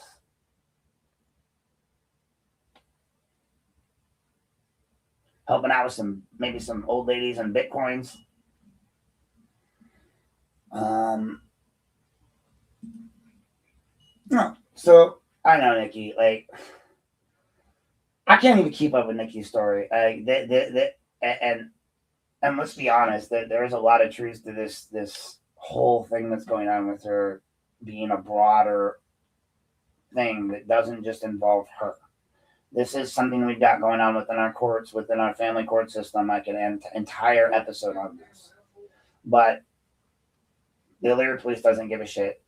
Nobody wants to do anything. She has evidence of a court officer conspiring to deprive of her rights. School and SRO, nobody cared. The gal did get sanctions. And I've written stories about this gal, Andrea Davis. And Andrea has a lot of powerful friends, some of which called me when I posted that know me and asked me to take it down. Out of respect for them, I won't mention them, but they happen to be well placed within other governments. Why? Oh, she did do that whole DV thing that she was in charge with. And I posted it online. I said I was going to be quiet if she chilled out, but she didn't. She's still out there doing it. You got this gal, and nobody's even talking about the fact that Tim Green got charged with sexual harassment or is being charged with sexual inappropriate behaviors in office, the head of CASA, right after that happened. So, again, Elyria, I would ask Pronowski. I would ask, his wife, the prosecutor. I let all these people who are in these positions of power Why aren't you listening? Why aren't you looking at the juvenile court systems and their mistreatment of these families, their misuse of the court system? I mean, I had to educate these jackasses on how to register an out-of-state court order. I had to manhandle them into submission in my court case because they don't know what they're doing down there. You got people more worried about, joining up and having their husbands make cigar bars than they do in enforcing the law. You got people out there, closing down shelters for the juveniles instead of actually doing what they're supposed to do. And you got the head of the GAL department before he retired in the county, besides, interfering in all my bullshit with the GAL, you have him, apparently sexually harassing GALs. Let's see what we got here. That's it.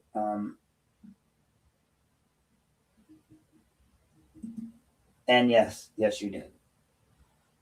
She did. You guys can look it up. It's online. All right, that brings us to section 5 here that I've kind of modified a little loose roll of where I'm covering things. So I was going to kind of top out the Garen Petty litigation a little bit. I've been reporting extensively on it. It's currently active. It involves, several of the people in this room. So I need you guys to keep your yaps shut while I'm talking about this because, you can't. Ongoing litigation and all. So shut the fuck up. No comments, Garen. Same to you, Robert. No. This case raises questions about access to public space, First Amendment rights, use of criminal charges, and government authority. Now, all the claims involve constitutional violations under UC 42, 1983 Acts. Allegations include improper restriction of access. Criminal charges were filed based on conduct at a public meeting, which we talked about earlier in this podcast. The witness statements and reports contain inconsistencies. Most importantly, the fact that Mr. Morris's statements seem to be perjurious in nature, and he's representing himself in many ways that he shouldn't have, including apparently he doesn't have his oath of office on file either to be a clerk, and that also takes away his power to administer oaths and all that good stuff and take statements and do what he did. So the officials in this matter all later recused themselves in some roles, which was the law department, and they hired an outside counsel and they did all this stuff and they forced Garen into he basically took a plea deal and pled no contest, which literally doesn't take away his rights to actually sue. It literally says that in multiple cases that a no contest plea is not a guilty plea in the eyes of a civil court. Yet you've got jackasses like, Rosenbaum out there arguing that it does, which really cracks me up. I mean, like literally, maybe he's out there just saying, it doesn't. Dude, it does. Okay, seriously, it does. It does. So I'm just gonna say, you can't restrict free speech rights. You can't access to public buildings. You use charges and conflicts and recusal. I mean, this stuff's all over the internet. I mean, honestly, you're going after elderly people for speaking loud. Well, guess what? That's not a crime. I have hearing aids. I speak loud. Listen to me. So when access to public spaces is restricted, the Constitution becomes relevant. This is about not just rights. It's about rights and not just rules, right? They want to set their rules in place. You guys went after my reporter. I'm not okay with that.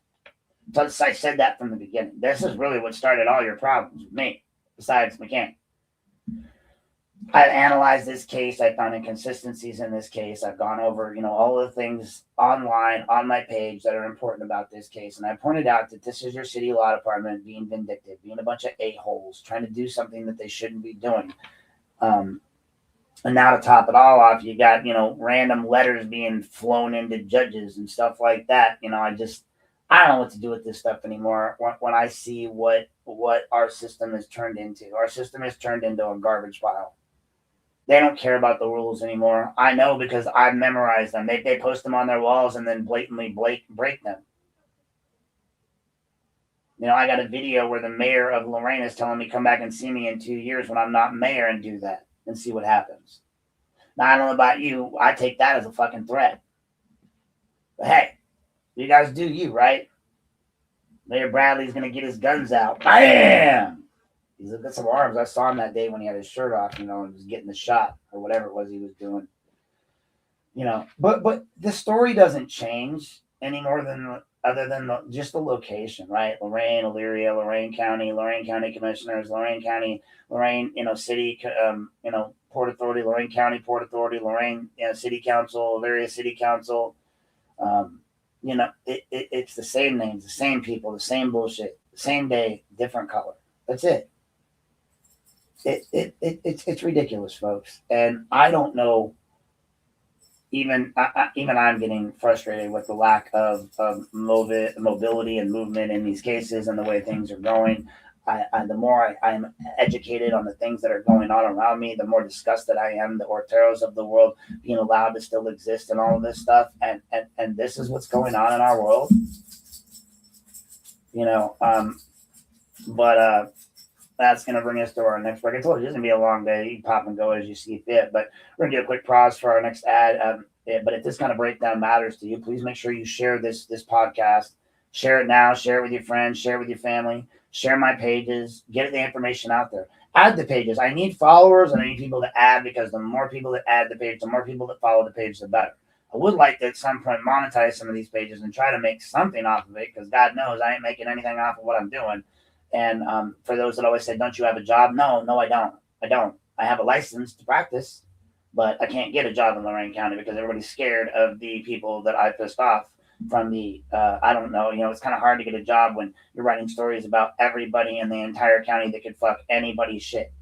I can't even get a cooperative, group with somebody. I can't add on to write with someone because I'm toxic, because I've gone after these people. So until the commissioners are gone, until the Lorain City Council's gone, until Mayor Bradley's gone, until Ray Carrion's gone, until the upper echelon of Lorain County's court system that threw me out is gone, until we get rid of Tim Weitzel, and we've started, right? I told Garen back in the day that the ships are full. The rats will start to either eat themselves or jump off, right? So we get rid of McCann, he's gone. We got rid of Baez, he's gone. We really pissed off Carrion. He's mentally gone lately. Baez, the shit talker, on his way out was talking shit about me, myself, and Irene, and all this other crap. Keep playing games, folks. I have the facts, and if any one of you out there has done bad stuff, it's going to come to light, right? Like sooner or later, all of your bad deeds come to light. I don't know what to tell you. My bad deed is I'm an asshole. I admit that. Maybe I don't have the greatest of selves, but why should I sell it to you anymore? Why do I need to sell it to you? They're your laws. They're your rules. You're just mad I'm holding you accountable to them. Well, Aaron, how do you know the rules? Well, I read them. I mean, again, I got a giant fucking bookshelf back there. And I order more. And if I'm not reading them, I'm listening to them. Yeah, occasionally I get over there and play on the PlayStation, but for the most part, like we're not dealing with that kind of a behavior, right? What we're dealing with in all of this for me is I want to be telling the truth at all times. I want to be out there giving, I just want to bring the bookshelf a little more into view. That's why I know, right? I'm not bullshitting you guys. Like, I don't do this to be an asshole. I do it because unfortunately knowledge is power. And once you know something, you can't unknow it. I wish I could go back to being ignorant. I wish I could go back to being this ignorant pawn and tool of the county system, helping, run kids through an adjudicated system where African Americans are the commodity. I don't really wish that, but being sarcastically, yeah, it would have been nice to just stay naive and be, in a place where 22%, I'm sorry, what is the statistic? So 12% of the population makes up 22% of the juvenile justice, or the juvenile population makes up 44% of the juvenile justice population. And you answer that, you've answered the $1 million question. And what do they want to do? Instead of cutting money where we need to cut money in the upper echelon and the management and the assistant safety directors and all these other people, they want to cut it where it matters the most. They want to cut it down deep low. Let's cut out Crossroads. Let's cut out Turning Point, juvenile shelter. Why? Well, we can't afford that. Oh, think about that for a minute. These motherfuckers can't afford to put these kids into a little shelter for a little while and just feed them the garbage that you feed the kids at the DH. I mean, you're going to take away that one safe place for them. You couldn't afford that, but you can afford amenities for the jail that they're going to end up in when they get charged with delinquency or out after curfew, right? This is how you create a pipeline to jail. I saw it in the community courts, county courts, seen it everywhere. Justice matters the color of your skin in Lorain County. It's sad but true. Before I go to my next ad break, I just want to point out this right here for all of you that are watching. Oh wait, I can't. There you go, right there, right there, right there. I know you saw it. I know you guys all saw it, right? All right, ad break number 3 before we move into the next area. But, again, if this kind of breakdown matters to you, share it, because this is how people actually learn what's going on. We start to educate ourselves on what's going on, about understanding the rules, the rights, anything, right? I'm gonna move on into the next section here after this one, where we're going to discuss, basically the conflict issue and the system integrity that's going on within the county, right? The conflict that we see, because the system itself has rules about how authority can be used and how attorneys and officials are bound by ethical rules. And those rules exist to protect the integrity process. So we're going to get into that and hopefully, start getting a little bit more into how that affects our county and our county commissioners. In the meantime, go ahead and sit back and enjoy the break.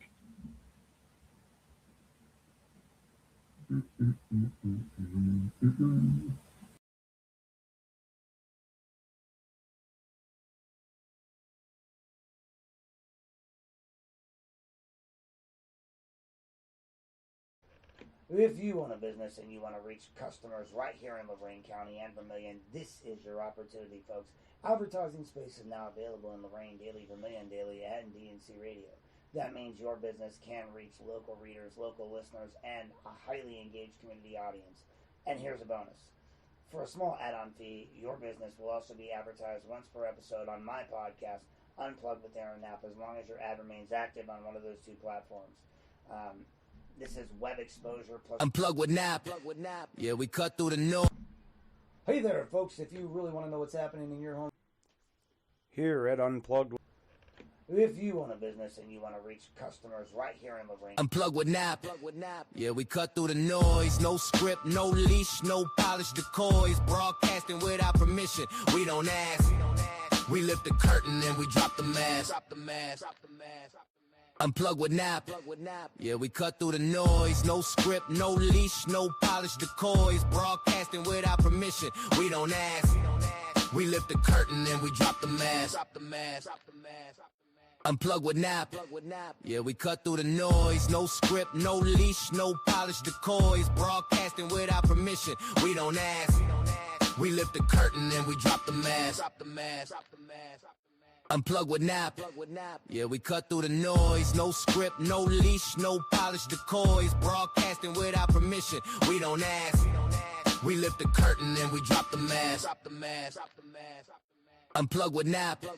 Yeah, we cut through the noise. No script, no leash, no polished decoys. Broadcasting without permission. We don't ask. We lift the curtain and we drop the mask. Unplugged with Knapp. Yeah, we cut through the noise. No script, no leash, no polished decoys. Broadcasting without permission. We don't ask. We lift the curtain and we drop the mask. Unplugged with Knapp. Yeah, we cut through the noise. No script, no leash, no polished decoys. Broadcasting with... Hey there, folks. Aaron here at Unplugged with Aaron Knapp. I want to give you a quick reminder for everyone watching that the city of Lorain holds its regular city council meetings on the first and third Monday of every month. And those meetings are not just for council members. They are for residents. If you care about what happens in your city, and if you speak or want to speak on an issue, ask a question, or simply be present and informed, showing up matters. Participation matters. Even sitting in the room and listening matters. You do not need to be an expert on any of this. You do not need permission to care. You do not need to do anything other than just show up.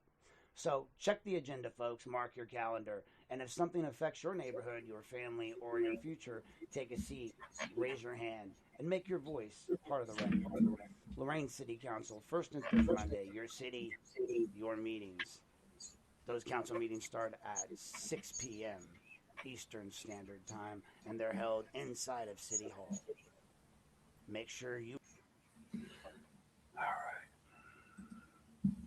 Welcome back there, folks. Aaron Knapp here. Once again, I want to thank you for coming out on this lazy, busy Sunday, whatever it's going to be for you. But for me, it's a lazy Sunday, just doing this little open-ended podcast.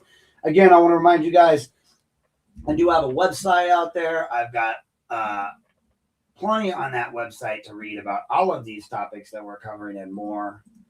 And as such, I'm just going to really quick, since I believe I can post comments too. So what I'm going to do is I'm going to paste this here. And then there you go. That, my friends, is my page for my Unplugged with Aaron Knapp. That's the page that I put out all of my main stories on.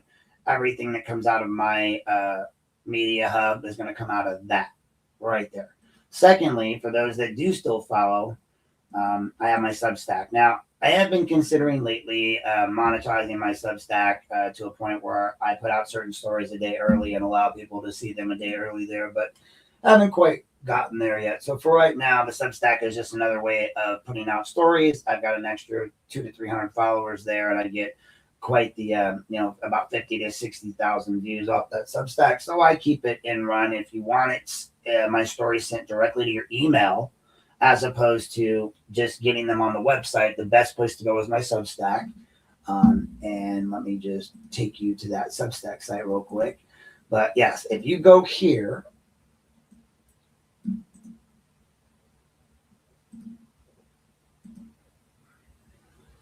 we're going to remove that one and we're going to show that one. So this is my Substack. If you go here, you can sign up for emails, right? And even if I don't post the whole story because it's too long for the Substack, I post a partial story with a link to the full story on my Unplugged with Aaron Knapp page. If you go to that link right there, sign up, you'll get emails. You can sign up for emails, subscribe to the page. You'll get all of my stories sent directly to your email box, or you can review them at your leisure. So again, a little shameless plug there, but check that out. Leave it up for a minute in case you need to copy it, do whatever you need to do. So as Garen wants to point out, there's a meeting coming up on February 16th. It's in the comments and the plugs. Feel free to copy and paste that into your thing. Check out what's coming up on the next Monday's meeting. So that's going to bring us right back to where we were at. So where were we at? Conflict issues in the system of integrity script, right? So we're going to talk a little bit more deeper about the conflict that's going on in Lorain County, because the system kind of has rules about how authority can be used. And that goes for the cities as well. So attorneys and officials, they're kind of bound by these pesky little ethical rules. And the rules exist to protect the integrity of the process. So when we look at that, we've got, the Ohio Rules of Professional Conduct for Attorneys 1.11. It covers Ohio Rules of Professional Conduct 1.11 covers former government lawyers and employees. I think conflicts arise when matters are on the same or substantially related matters, right? So we start looking at people like Rosenbaum, who are attached to the city government in multiple cases. You got them attached to Garen's case. You got them attached to my case against the city and McCann. And the city, in all of its due diligence, hasn't even identified McCann, right? He's not indemnified. So they hired an attorney at $5,000 a pop, who's now at $10,000, to represent McCann in two separate matters. One of them is a civil matter, and instead of indemnified him to prove that he's covered by his actions weren't outside the scope of his employment, they just went ahead and paid somebody who's now just blatantly firing rounds at the government. But hey, whatever, like verbal, letters. Conflicts start to arise when matters are same or substantially, related, and waivers are required. Courts can intervene, and we need to really look at the fact that Rosenbaum is tied into so many different things in our county and our city, all while being sued for being tied into things in our county and our city. There are these overlapping roles. He's representing McCann. Well, he's a co-defendant with the city, but the city is also named as a co-defendant in one of these matters with McCann. representation of public officials. There's rules about that and how the government can be represented by certain lawyers in certain cases and who and what their requirement is. Does the law director protect the city or the individual council? These are all great questions. These are all things that need to be asked and looked at. Their prior involvement, recusals, all of these things that they're not doing and haven't been doing. You got Riley and crew trying to still act on Garen Petty's case, even though they're highly conflicted and already recused themselves from the conflicted matters in the criminal case that was, already decided. When you look at matters like Rosenbaum, who's tied into 2 different cases with McCann, but also tied in as a defendant in the Nancy Smith case. You got, when I get into Scylla, we got Scylla trying to relitigate the Nancy Smith case again. Conflict rules exist to protect the integrity of the system, period. And the question is whether those rules are applied consistently here in Lorain and County, and they're not, right? Like, I got concerns all across the board about the way this stuff's handled. I'm pretty sure the attorneys of Lorain should have concerns about what they're seeing play out in the courts. As much as Gerald Phillips, an attorney who's licensed to practice in the state of Ohio, came to a county commissioners meeting and publicly denounced the county commissioners and their attorney. He came there and he denounced them and made statements that basically insinuated they haven't been doing their jobs. And as much as he and I may have disagreed on other matters, I agree with him 1,000% on this, as many other lawyers do. You can be right on multiple facts. But in the grand scheme of things, what I think is that he's right when it comes to the Public Records Acts. The city and the counties have all been way, way too strict about this stuff. And only recently have they started, being able to have fights that actually make changes. Sure, Gerald Phillips was able to do this stuff. He's talking about it back in the 80s, but he can probably contest the same as Mr. Gargas can contest, the same as any attorney can contest, finding, clients who are willing to move forward, finding, any sort of monetary gain from the situation because the courts wanted to view it like it was still basically a case in the court of claims, and it's not.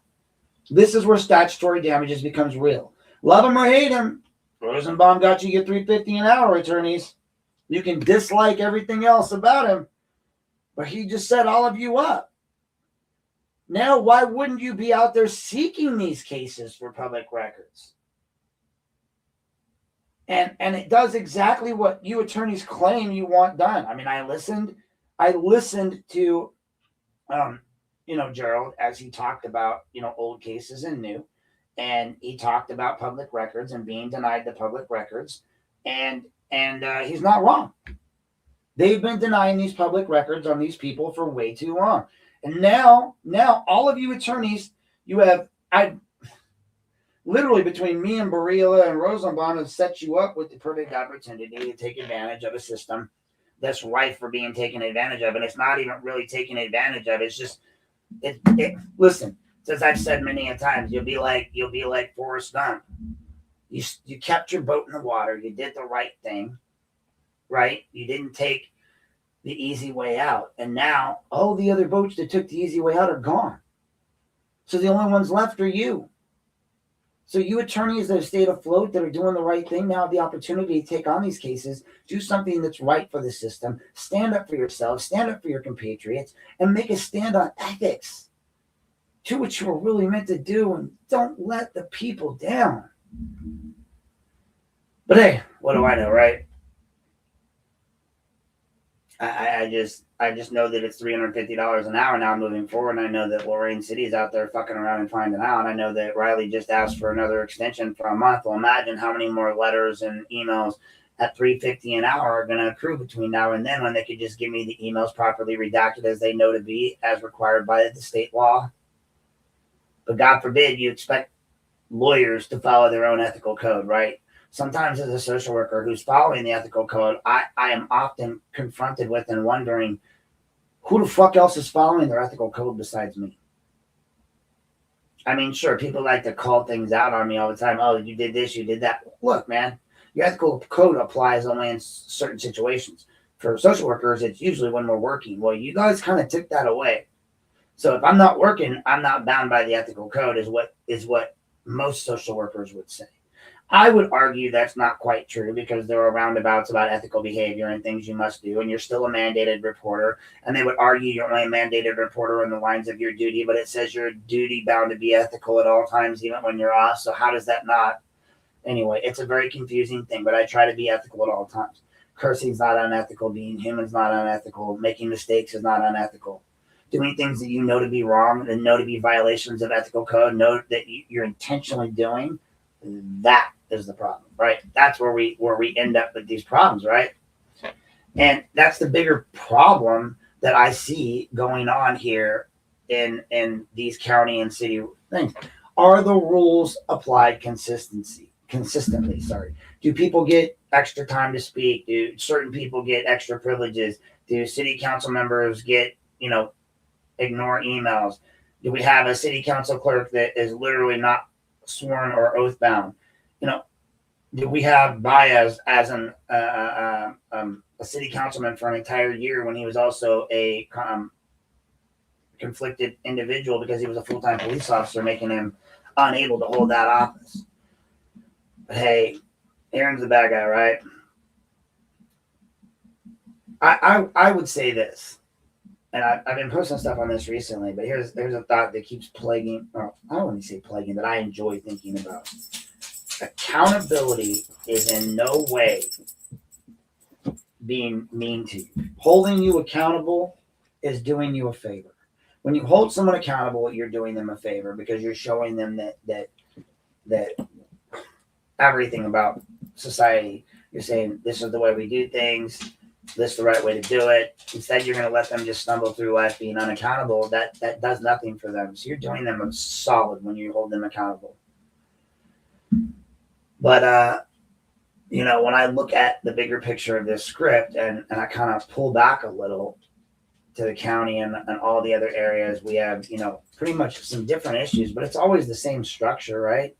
Public records law, financial status and statutes, preemption, constitutional requirements, ethical rules, consistency, authority, transparency. These aren't all isolated issues, folks. It's a pattern. Everything comes back to the authority. Everything, right? We sit here and we look at everything you guys got going on. These people will literally just do whatever, whenever. And I'm shocked at all times that we continue to have this situation happening. That nobody is really monitoring what's going on in their government. But I'm here to look. I'm here to keep asking these questions. You have open lawsuits if you guys want to look. If you don't want to be online, just try to heckle people in Facebook forums or say, don't use AI pictures or whatever, fine. But if you can't step back and see the changes that have been made, you can't look back at what's going on with the county.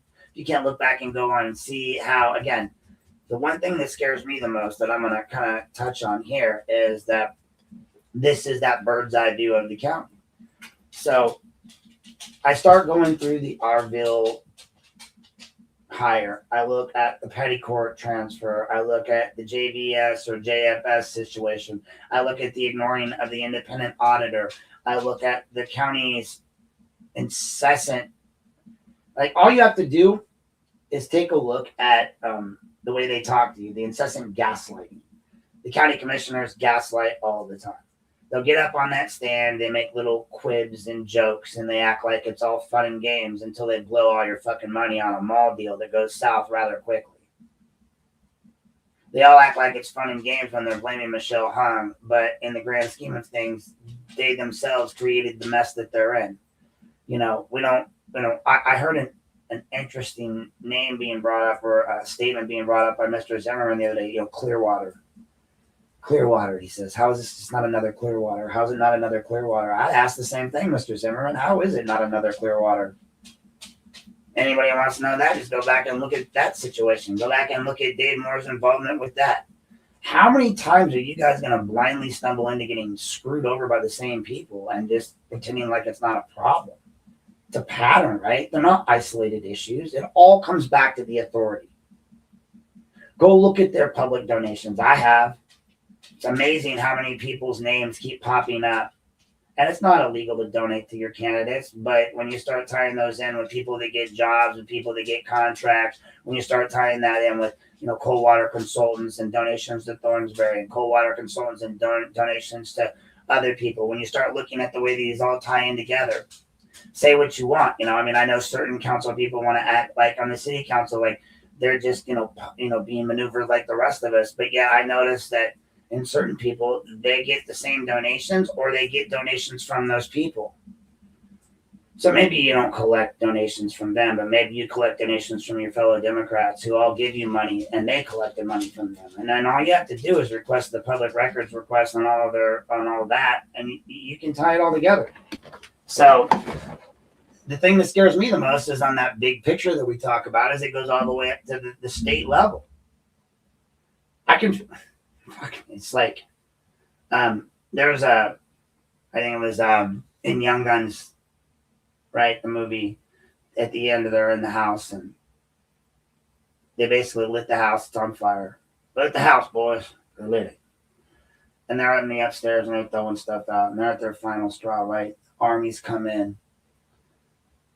Dude looks at Billy. He's like, Billy, we're good, but this is getting ridiculous. Right? This is getting ridiculous. All right, think about this. This guy, this social worker, this nobody, comes to Lorain County and somehow manages to step on McCann's dick. So McCann starts swinging that little pecker around like a fucking adolescent, right? And he goes to Tim White. No, Tim, he's being mean. He's out of control. Right? And he waves his little dick around, sends a few text messages, and says, keep it close to the vest. So he says lie about it. He discloses information about an ongoing investigation to a county employee. Now, again, Sheriff Hall's crew found nothing wrong with this. I want you to keep in mind, Sheriff Hall's read this document multiple times. Hey, Sheriff Hall, are you absolutely certain that you never responded that it in an email to me looks like he committed a crime here? That should be investigated fully. And then labeled out a couple of those crimes. Did you not do that? But yeah, your office is now saying something else. You remember that phone call where we were talking and you said that James McCann called you up and was asking you to get me to back off or something, that I was accusing you of a crime and accusing him of a crime or something. And you at least stated to me, I doubt now that you stated it to him, but I believed you at the time that you told him, well, James, it kind of looks like you did. You didn't say that on the phone calls that I record. I mean, you didn't say that on the phone calls. You never said that, Jack? We never had long strategy discussions on how to get rid of Mr. Resendez and all the different things that you needed me to do, because in the emails it says, hey, can you give me a call, right? Hey, can you give me a call, right? Hey, can you give me a call, right? Hey, can you give me a call, right? Yeah, I know what you were doing. You didn't want anything in writing. You had to put the Resendez SF400 in writing. Your mistake there was writing the email that would go with it and signing my name to it. Now, I sent it in as is for the record.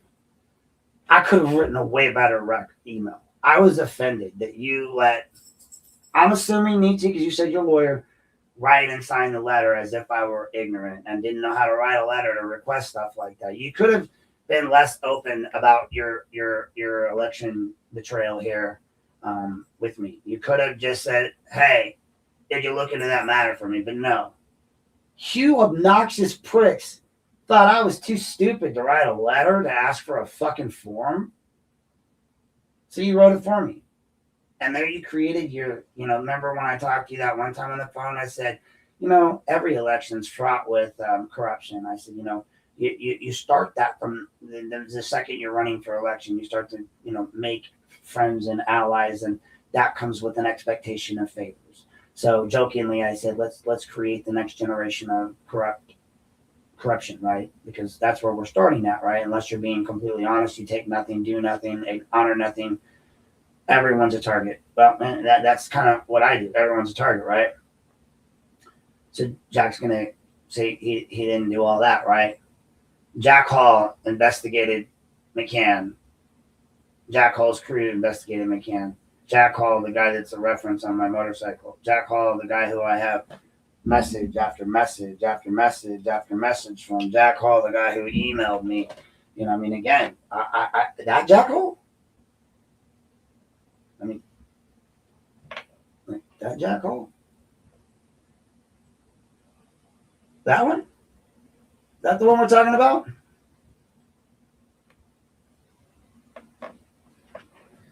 I wonder how far those emails go back, those text messages, right? Whew, wow. They kind of go back a ways. Granted, most of them are from me because you always said, call me, call me, call me, call me. Smart move, by the way. Smart man. He's not stupid. I knew what he was doing. That's why you have to record as well when people tell you to call all the time, because you have to assume it's stuff they don't want to put in writing, then you need to get it in on the record. And it's a one-party recording state, so I can do whatever I want. And I've always been clear with everyone. If I'm not recording, or if you ask, I'll tell you if I am or not. Typically. But, oh my God, this is a long list of messages. Wow. I wonder how far back they go. Holy crap, look at that. We're still going. You see my finger moving here, right? I mean, like, these are all the messages between me and Jack Hall. That's why I only posted the first few, right? But, he thinks he can investigate me? No, I don't think so. I feel like that's a big no. Like a no. I feel like that's like the king of all this. Oh my God, my finger's getting tired. Like there's some girls at home going, woo! I'm just kidding. Happy Valentine's Day. Just kidding. Me too. No one. That was inappropriate. I'm so sorry. No meds. Middle of the day. Holy crap. So it's like still going on. I can't even, these are all pictures of election signs and things that, you know, we participated in together. But, yeah, just keep going. Come on. Holy mackerel. Woo-wee. You know, I mean, that's the thing. You guys create these conflicts of interest, and then you conveniently forget about them when they're no longer important to you. And I don't play that game. Like, if I give you my loyalty, I give you my loyalty. But don't take advantage of me. Don't treat me like I'm your bitch. Don't use me as a weapon and then discard me. I mean, again, Mary Springowski called you guys all out on giving out jobs to people, and yet you gave out jobs to people. Everybody got raises. I mean, it's like Oprah. You get to be a major. You get to be a major. You get to be a major. Some random person with no law, bro. You're a major. Like, shit, you could have at least given me a badge that said major pain in the ass, something like that. Anything. You could have given me anything, but no. I'm kidding. I wouldn't have wanted anything because that's not why I helped you. I helped you because I was disliking what Resendez and crew were doing. I disliked the fact that JD and his boss boy, Burge ignored me. I disliked the fact that McCann, I mean, again, I get it. Some of my fans are fans of Mr. Tomlinson, and I'm not a fan or a non-fan of anyone. I only call the facts as I see them. Do I think he's a victim of this too? Absolutely. I think that they don't like the fact that he freed Nancy Smith's case up to be civilly litigated. I think that they don't like the fact that Judge Cook did it. I think that they hate all of this. You know, Tony Sillo hates the fact that that Burnside overturned the decision, or basically refused to give him what he's used to getting his way. I mean, you know, ask questions about, is that it? Oh my God, look. All right, so June 26th of 2024. That would be initial contact day. I'll call you back. The client, yada, yada, yada. Call you now quickly before your client arrives. Can you give me any tonight's update. Any tickets available? We're talking about marijuana tests. And by the way, we use a metabolite test for ODI and marijuana. I said, if I show you, it will feel. If I show it, it'll feel the fire somehow. Oh yeah. So here we go. Okay, that one was me, but I'm working late on Thursday. Crap. Oh well. I'll watch online probably better. I'm not there. And then he talks about the OVI metabolism. It'll show that it would just fuel the fires that I somehow work for you. So I'll keep doing me. If I was back in my post asking if I'm going to if I'm going to post your files. And then I said, awesome, good knowledge. I can use it with my clients. I'll look it up. Is that oral or blood? Fogel claims to have something on you from Avon Lake or something. He's all blood or urine. So again, we're having a couple different conversations here. As far as that goes, I just advocate for less misconceptions about that drug. And as such, I'm always wanting to have more knowledge. There just isn't enough data. And like with alcohol and an STD counselor, I will always try to keep it real. So then they have to transport the suspected person to get blood or urine. And then they look at the percentages because it stays in your system for months, was my question. He says, LOL on Avon Lake, which was the Fogel thing. I'll call you in shortly. No good way to put that in writing, but you'll appreciate it a lot. See, that's the way we do that. Oh yeah, can you call whenever you can? And so then I got in our office emails here.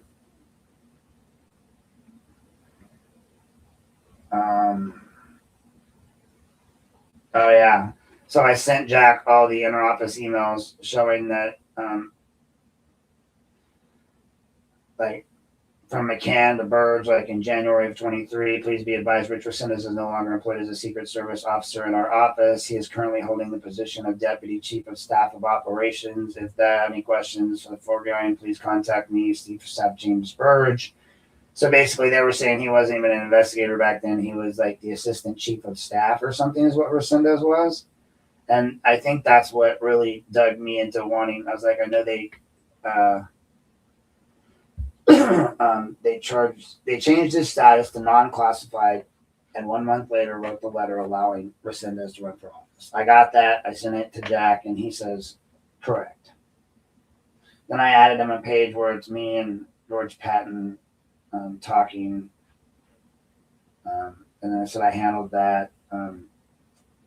I said, always feel free to shut me down as well. My ADHD makes me talk way too much. Make it a wonderful day. You as well, he says. He goes, if I had scanned version or didn't have to go to the meeting and get set up for everything else this weekend, I would just post it myself. I said, it's fine. Make him work for it. Freedom is scary. He's all it is. He wants to attack me, not you. They need to discredit me, I said. He goes, understand. And I said, if they discredit me, they indirectly, in their mind, hurt you. They just understand I'm really a cog in a much bigger machine. You need to understand at least. You cannot break what the Army already did. LOL, I got this. Aid and abet is no match for my kung fu. Wow. He's talking some shit. That was me. He's all, now this is getting philosophical. I was like, there is nothing permanent except change is what I said. Then I shared a post. I said, you have supporters, thought I'd share that I'm not the only one who supports you in this. Good luck tonight at the debate. You got this. Thanks. And then I'm like, you got a second? I really don't know. He says, I'm going to spend a couple hours with the family. Are you available later tonight? Sure. Thanks. FYI, I'm finished watching. You nailed it. Rich dropping McCann and Pelly Hatchak. Pelko McCann. He tried to backtrack, but said it. And posture. Yours was amazing. Rich was staring at his shoes. And his answer about autism was unacceptable. Anyway, gonna go finish watching. You got a busy day. We can talk later. But as for you see, I sent the request for Resendez files, and I finished the video. And you finished so strong. Well done. Very well done. He says, thank you so much. I can call around 11. Thanks. I'll be up. Resendez. I shared another one. Shared my card just so you have it. Same thing with it centered now. Oh, hacks. It shouldn't be this hard.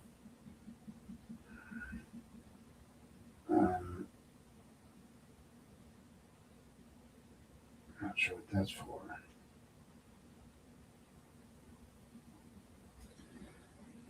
I sent this to Jack. Plaintiff asked judge to issue ruling on released communication in J.D. Tomlinson's record case. I'm a fortune teller. Yep. It's obviously a public record. I can't believe we're even having this conversation about established Ohio and federal state case laws. As a licensed state professionals, we should all be aware of this. He says, agreed. Number one rule of criminality in con games, I said, never, ever, ever give up the con. They will defend their actions to the end. I admire their conviction, even as they disgust me with their blatant disregard of their oath. Let's see what next week brings us. Maybe it should be interesting. Then in June of 2024, on the 29th, he says, I'll be at dinner, call you back. I sent him a bunch of text messages about stuff from online, just FYI. You don't have to call, just wanted you to be aware. I said nothing derogatory, and I don't represent you or your campaign in any way. Nice job, and thanks for the plug, he says. I'm tired of being attacked on Rich's page by his supporters. Well, a wise man has said that's what last place looks like. Just wanted to call and let you know I've been seeing your sponsored ads on Facebook a few times. They are getting out. While I cannot directly be associated with the campaign for ethical reasons, I have been really going out in my neighborhood and telling everyone how important a vote for Hall is. You have way more followers on Facebook as well. Keep up the great work. And I'm trying to fire the voters up. Make it a safe weekend. He says, thank you. I give a bunch more posts up about Mr. Fogel's discussions with me. And I hope he'll block me, blah, blah, blah. The one where he asked if I work for you. They want me to work for you so badly. He says, I guess. That's Jack's answer. I believe they want to associate me with you because it continues their narrative. I don't work for anyone, which is kind of true. It's stupid. He's all, yep, please put it out, he says. And he will do your work for you. He always others' efforts to aid you in your goals.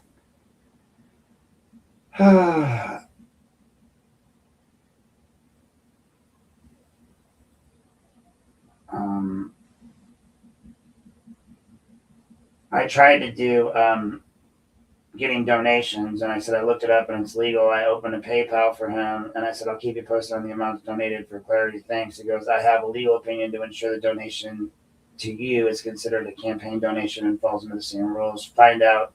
If not, I'll cancel it. No problem. You can always just do links right to our donation page. You send me that, I'm going to delete this. And then I deleted it. He sent me the page. I fixed it. I said, it just makes me mad to know how much money influences politics. Jack says, you're right. Makes me mad as well. I mean, this is just basic statements I'm running through. Jack wrote, I'm to be charged with what? Felony. I'm not sure. Unlike me, he is vague. This is where I'm trying to get him to speak whatever the truth is. He believes it's smoke and mirrors. And this is all because I'm a Republican and have to pose in pictures with fellow Republicans, attend their events, and they attend mine. This was, I think, in regards to the commissioners. I mean, all of these conversations are just, obviously, I'm sending them these messages. What I really like is, so this one, it's no longer available on the page, right? But there's one post on here that literally was Lorain City Politics Unpaged. The picture, the main picture is an email from McCann to me, and I'm sending it to Jack.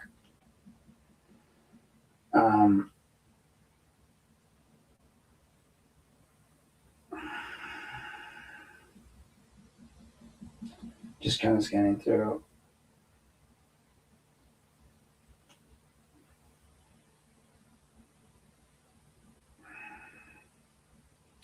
I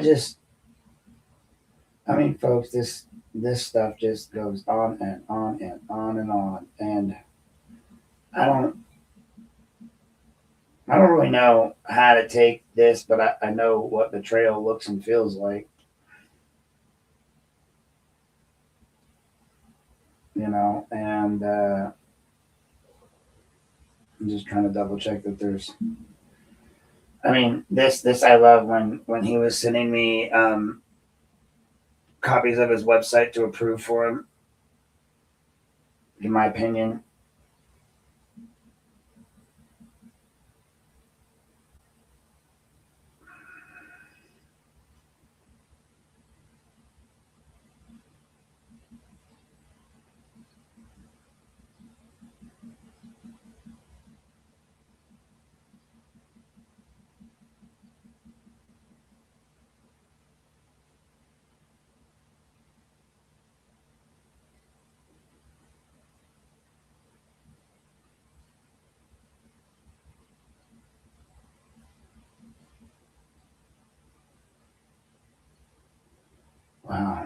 Yeah, as I'm just. Oh, so when there was an argument with me and Levesque in regards to them not and McCann not wanting to post the police records online, I was sent this by Mr. Hall, like if we can get it to zoom in.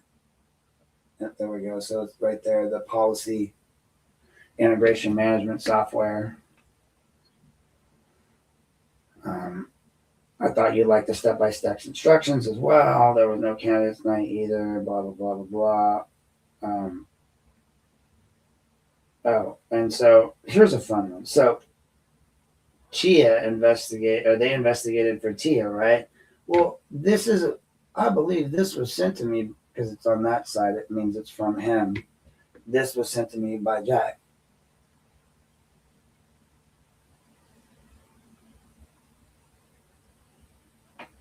Which is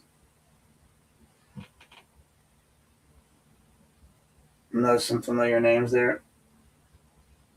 But hey, what do I know about conflict of interest? Nothing, I guess. Now, let's see how do we get that off. Oh, yeah, there we go.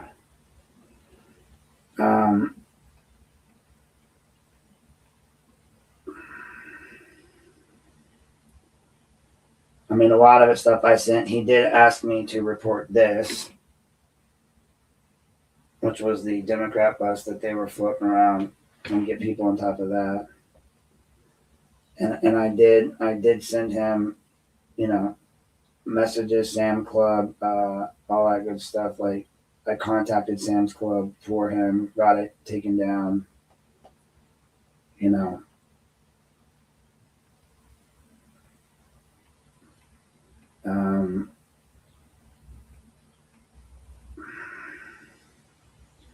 just ridiculous that somebody who I have this kind of connection with just is so willing to just toss everything out. And I don't understand. I don't get.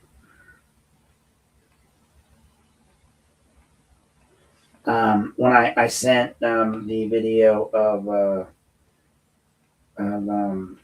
I sent a video to Jack of Tony in the that house where he was stumbling around, and Jack says, I'm leaving the video up. I said, she is scared to death. I took the photos down, but I cannot undo the videos.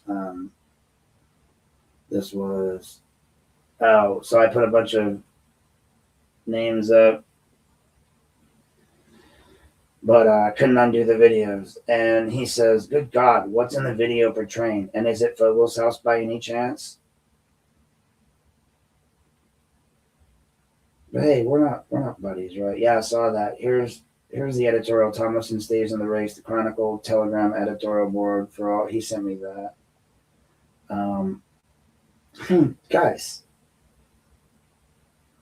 but you want me to believe that this guy's office is okay to investigate anything that I'm doing?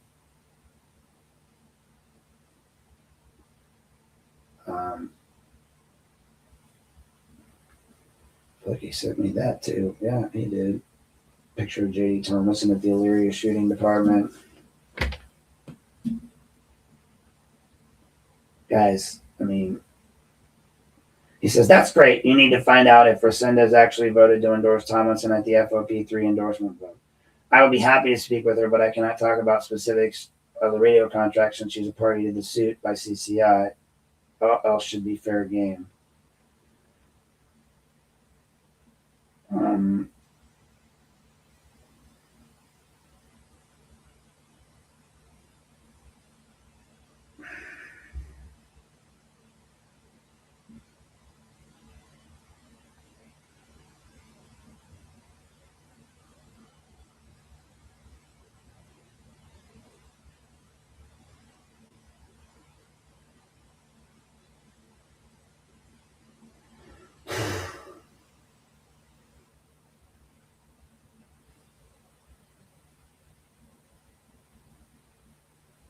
Commissioner's new public records policy, and it's a big picture of a document shredding bin. So this is one I love that Jack sent me. So, right, you see it says document shredding. This is what he wrote on September 15th. September 15th. Yeah, September 15th, 2024. It's not going to let me pull up the comment completely, but, and this is going to be backwards because it is what it is, but commissioners, it says commissioners' new public records policy.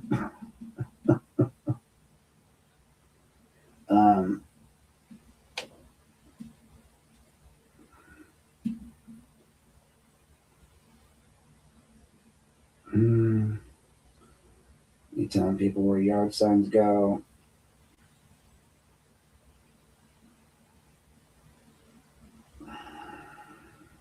I mean, guys, I could do this forever. I don't want to bore you anymore.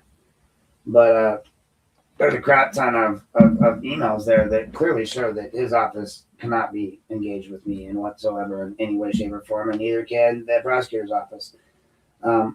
Again, when you look at this grander scheme with the way the county is operating, you can see Jack. I can go through this thing and show you where Jack and I were talking about the county commissioners and the things that they were doing that were not good and the illegal actions that I felt that they were taking and his comments on those things. And just like his little meme there about the, literally he's joking in 24 as then candidate Hall saying the commissioner's public records policy is a shredding box truck.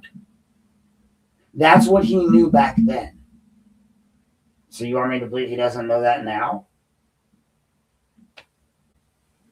Okay, I guess if you want to be a fucking idiot, be a fucking idiot. But I'm sorry, I've looked at this stuff backwards and forwards. All these people are tied together. They're all dirty. They're all dirty little dirties. And I'm done standing up or supporting anybody that's not willing to be transparent. And in this, Jack Hall is literally saying the county commissioners can't be transparent. No, it's not on sheriff's letterhead. This is all on my text. This is him texting me as a candidate. But yeah.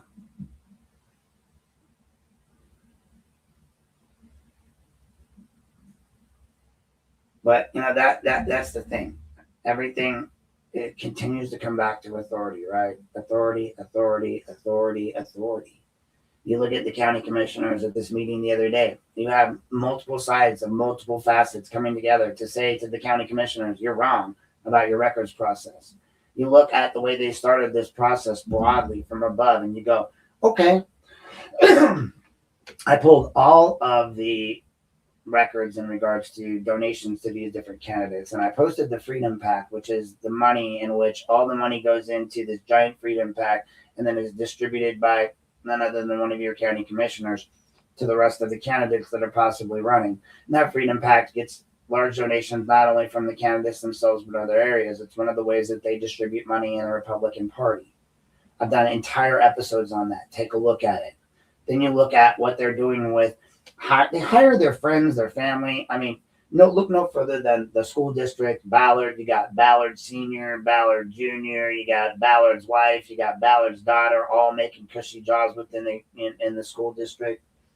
You've got you've got a county that wants to cut the money to the JFS programs. They're okay with having different numbers for different people. So if you're management, you earn at a better rate than if you're not management. It's like in Office Space when they're like, "What, did you fire Milton?" Well, no, we fixed the problem. What do you mean you fixed the problem? Well, we just fixed the problem. Like he was supposed to be laid off. He was laid off back then. We just fixed the problem. We just shut it down. You can't just do that. You have to bring it all together. You have to come back and go, you can't just fix the problem. You can't just say, well, we fixed it for management. We didn't for the rest of the employees. And now instead, what we want to offer you in this new candidate contract that everybody's talking about. And again, I'm just going to squeak it out there. What they really want is they want the employees to take zero back pay, right? They don't want to pay them for the time that they worked for 3 months without a contract for 90 days. They want them to turn all of their freaking days into sick days, right? So instead of being like time off days that are appropriated through their contract that they're allowed to take for whatever reason, PTO days, they become sick days. And then in the sick days, what they do to encourage you to not use them is they give you a bonus if you don't use them. So instead of giving you a bonus, they give you a bonus that says that if you don't use your sick days, which used to be your personal days, we'll be okay with you. It's the biggest slap in the fucking face I've ever seen in my life. On top of not wanting to pay them for 90 days of past work. On top of going online with Orville and others and basically calling them out, our county commissioners. And again, you guys can think what you want about JFS, but these people handle your child support payments, and whether you like it or not, when you do finally get your benefits, it's because of them. And again, you want to know why it takes so long? Well, again, what level of care would you have to do your fucking job if you were getting paid less than a cashier at Speedway? These people are handling your social security numbers. You want to act like they're nobodies, but they handle all your private information. They have every last iota of documentation on you, and they're not bound under any ethical code like I am or anyone else is. Don't you think it might be a little wise to pay them? And when I did my story on what's going on with them, I proved that it's a drop in the bucket for the county commissioners. There's zero reason why they shouldn't be paying these people, giving into their demands. The only demand that I agree with that they shouldn't be getting is the longevity pay. You get pay raises, fine, but a longevity bonus, fuck off. Everything else you deserve. You deserve everything else. You deserve to have the same benefits as management, period. No questions asked. You deserve to have the same amount of time off, accrual rates, period. No questions asked. You deserve pay raises, period. No questions asked. You deserve a decent contract and a living wage that doesn't force you to eat out of your own food pantries that you put inside your building, period. You have the right to petition, the right to ask for, and the right to strike, period. And we should support that. We really should. Because the county's going down something quick. I mean, even if the Chronicle's calling out, look at all the money we've lost in the Midway Mall, look at all the money we've lost everywhere. And they're just sinking more money into everything. I mean, again, we just hired Dan Nutt in the city of Lorain as an assistant auditor. Why do we need all these fucking assistants for people that can't do their jobs? I'd love to know that answer. Anyway, guys, I guess this is kind of where we should probably shut it down. I could go on forever, but this is the moment we're going to tie it all together for you. At the end of the day, this isn't complicated. Authority is not something you assume. It's something that you have to prove, That's it. You prove it with a statute. You show them the law. You prove it with process. You prove it with the record. You prove it by taking them to court, holding them accountable. You prove it by suing them, holding them accountable. Accountability is not something to be afraid of. It's something to be gifted. And if those things are missing, then the question is not whether the people agree. The question is now and always will be whether the authority exists at all. Or is it just a dictatorship? They get to decide. They're judge, jury, and executioner, just like what we had over here with this, with their rules at the county. I am at a loss with these folks. I have a Jack Hall who wants to roll into my life and act like he's my friend and then just fuck me, right? Well, I could go back and tell that guy something. Then I roll over to this and I look at Lorain City Schools. We got Figueroa, the minister and safety service director of Lorain, head of security, and a part-time law enforcement officer who was the officiant in these two's wedding. This guy pled guilty to a lesser charge in regards to her, a student at Lorain High, who he is now married to and has 2 kids with. Right? Okay. We have the Lorain City School Districts. Miss Ballard. Her first job was at her dad's radio station. That's where she got her initial background in radio and recording. And then she went, I think, to Dallas or somewhere in Texas and was working there. And now she's right back here working in the same structure her dad and her mom and now her brother dominate in Lorain City School Districts. You've got individuals like Joseph Rosenbaum and the fact that, as I posted some stories today, he got shot in the back by his son while skeet shooting somehow. His son immediately says, I didn't do it on purpose. Okay. Now you got that story. You guys we can sit here and talk all day long about the way these people have done me and the way they've done others. But my big question is, how long until this guy right here on the end, like Mr. Figueroa, sells my kid to one of these security guards that go to his church for a child bride to be a baby maker? You guys are okay with that? All right. I mean, I have the facts. I'm not saying that they did or they didn't, right? I'm just saying you have guy 1 on the left and guy 2 on the left, both working at Lorain City Schools. Guy 1 is the boss of guy 2. You have guy 1, guy 2 going to the same church. You have guy 2 get a job from being a crosswalk guard to a part-time security guard to this job full-time. Has no background in childcare, has no background in law enforcement or security, has no background really in anything other than machinery. He gets promoted in this position of security. Prior to this incident, he flings a young lady into a wall locker at Southview Middle, and that shit's put all over online. Or maybe it was the high school. I just remember that my daughter was at Southview Middle when the video came out, and I remember watching it and being deathly afraid. Zero ability to control himself. Then he gets this job. He starts messing with this student. He resigns. He turns his resignation into that guy in the black suit next to him, effective immediately. No further investigation is ever done. The guy is charged in criminal court, but then is given a lesser charge. And then later, after all that happens, the guy that was supposed to supervise him, that was supposed to monitor him, that was supposed to make sure that this young lady in the wedding dress, who was headed to Kent State, who looked like she had a great future ahead of her, who should be in, I'm not saying her kids are beautiful, they're wonderful, I'm sure she's happy being a mom. But I want you to go back to that statement of she was only 16 when they met. There's an 8 or 9 year difference, which isn't that big of a difference in the grand scheme when we look at adults, right? She were 25 and he were 33, different. If she were 33 and he were, I don't know, God damn it, I'm doing math. So 7 is 40. One more is 41.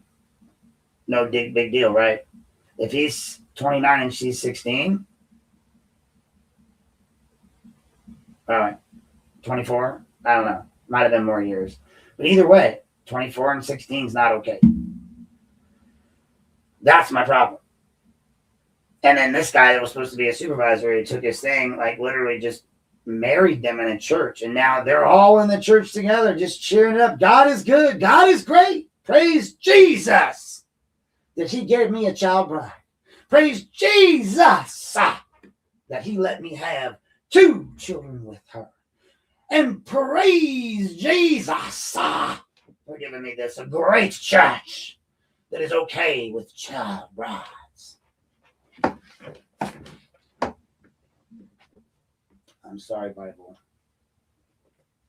I'll turn you around. Records, filings, all of it matters, folks. You know, and there are others. I've written stories on other issues with Lorain City Schools having problems, other issues with salary, other issues with all kinds of problems in Lorain City Schools, right? I don't know what to tell you. You know, oh, I'm not friendly with Jack Hall. He should be able to investigate all my stuff. Oh, yeah, okay. I forgot, right? So, folks, you know what? You can say what you want. You can call me names. You can bully me. You can talk shit. These motherfuckers, they're not even trying to hide it. If you can't see it, somebody should get me Stevie Wonder, you know? Because he can see that shit. He'd be like, I don't know, but I think that they're doing wrong. I can't do Stevie Wonder, but I can, you know, like, I you guys got to be blind, deaf, quiet, and dumb as fuck to not see it at this point. As county commissioners come up and lie to your face, as your sheriff is fighting with you county commissioners. Well, again, I told Jack, I said, look, bro, you're gonna start talking to them, you're gonna go out, they're gonna put you on the, even after he fucked me with Tia. He still called me to tell me on the phone, like I got the call record, the day after, right before the election, saying he knew that they weren't going to win the tax increase, and he knew why, and he heard what we were saying. And we, you mean me? He heard what I was saying on my page? Yeah, he contacted me, he called me. Ballsy, I might say, to be honest, after what his department tried to do to me. But they all know, they know, he knows. I don't have any feelings about it. If I could be mad about it, I would be. I'm sure. But I don't really feel any way about it other than to say that was wrong. I don't call it hypocrisy. I can understand now that you're a backstabbing little bitch who I shouldn't trust. If that matters, then share it. You know what I mean? Like, I know that's what he is. That's what he did.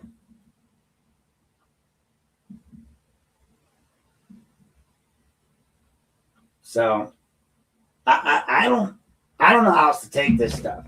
You guys do things different here in Lorain County, Ohio, Cuyahoga. I'm appalled at the level of you'll block emails.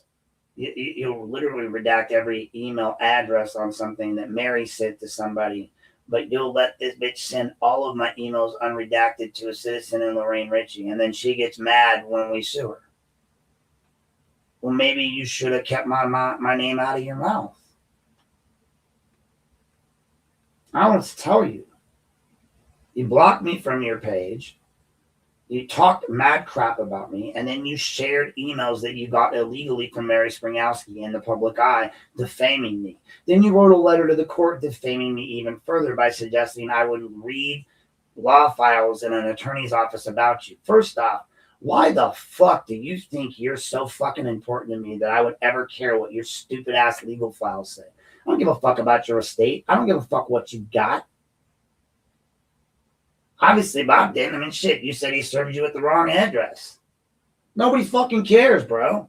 You came there, you got a service, you left. That's all. There's no conflict of interest there because this isn't the same service. But when you say I'm stealing files from the lawyer's office, that's fucking criminal.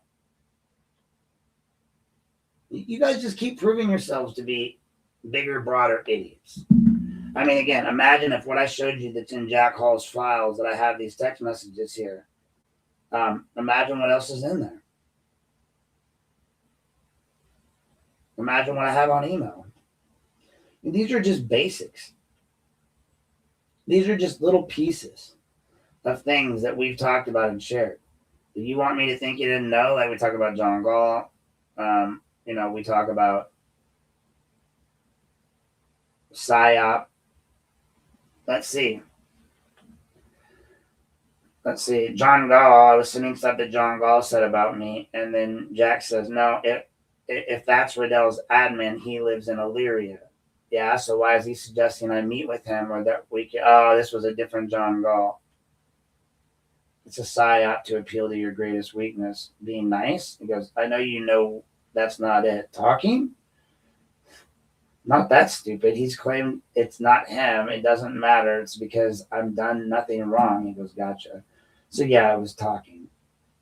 But it turned out to be a different John Gall. That wasn't the John Gall that was the assistant for Riddell. It was another John Gall that lives in Lorain, that lives in my district. But,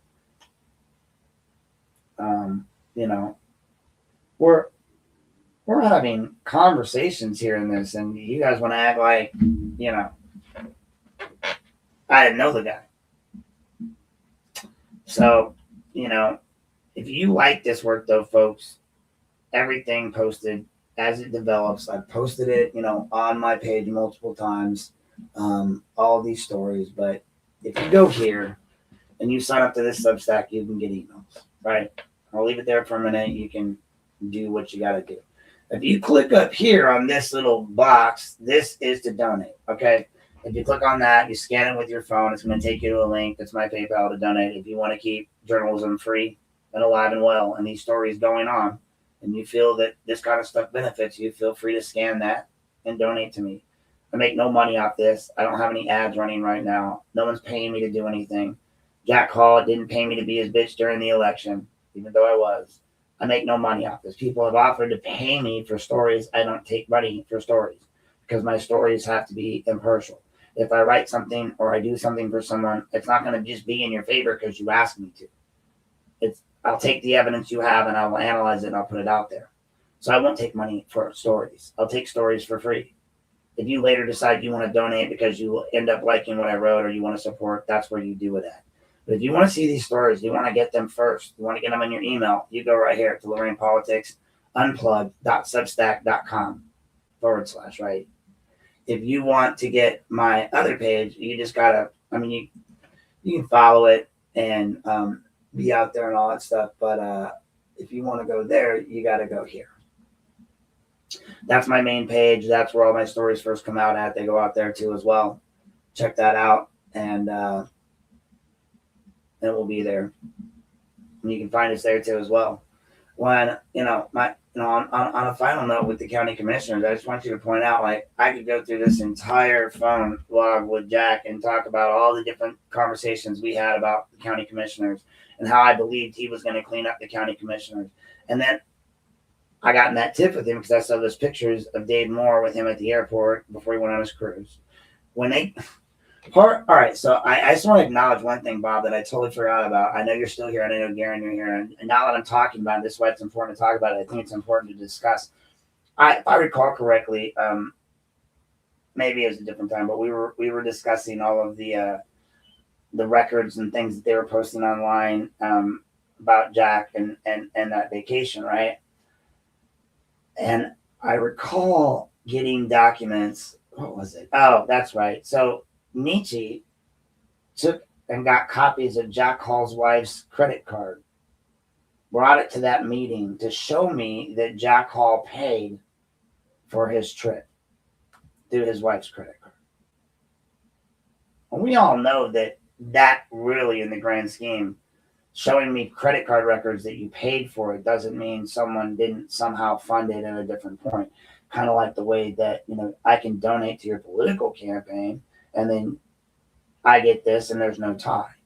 Well, in this case, that's what happened. Like, they showed me his credit card records to say he paid for the trip. Well, if you weren't, why share that? First off, I just feel like that's a bad move. It looks like you're guilty. Secondly, so y'all don't remember me giving you documents from an unknown source that you claim that you spoke to in the narrative. You don't remember that, but do you remember that? Do you remember you showing me Jack Hall's credit card records to prove that the commissioners didn't pay for his trip? You remember that part of the meeting? Do you remember the part where you said, Nietzsche, that you would sue any person that defamed his sheriff, your sheriff? Any person that slandered or defamed your sheriff would get sued by you. I'm still waiting on that lawsuit. Your sheriff. And now these guys got the balls and the audacity to ask me through my attorney to come back and sit down with them and give them more evidence. Give us a signed affidavit of what you gave us. Give us the recording that you have of us showing that you gave it to us. How about no, as Mike Myers would say? How about no, you crazy Dutch bastard? Like, oh, this is a good one. Oh, it's a good one.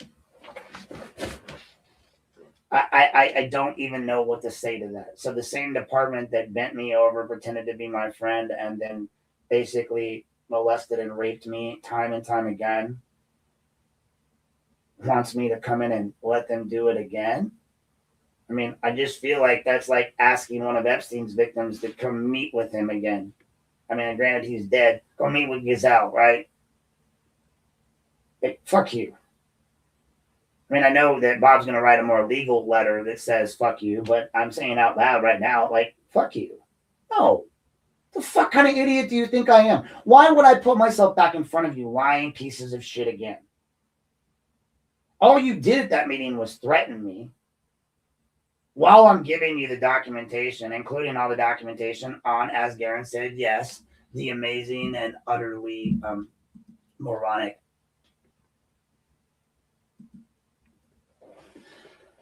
But yeah, so that was the problem, because they support the county commissioners and Hall didn't. Hall was like talking about all of this stuff with me about he was going to go after the commissioners. He was going to do the right thing. He was going to form an organized crime unit or whatever we want to call it. And they were going to do their job. And I see none of that happening. I see him getting out trying to sell the sales tax, because now that he's in office, and it's a different story. It always is, right? Once you get in office and see the state of affairs, and you've got all these people you have to give jobs to. You promised.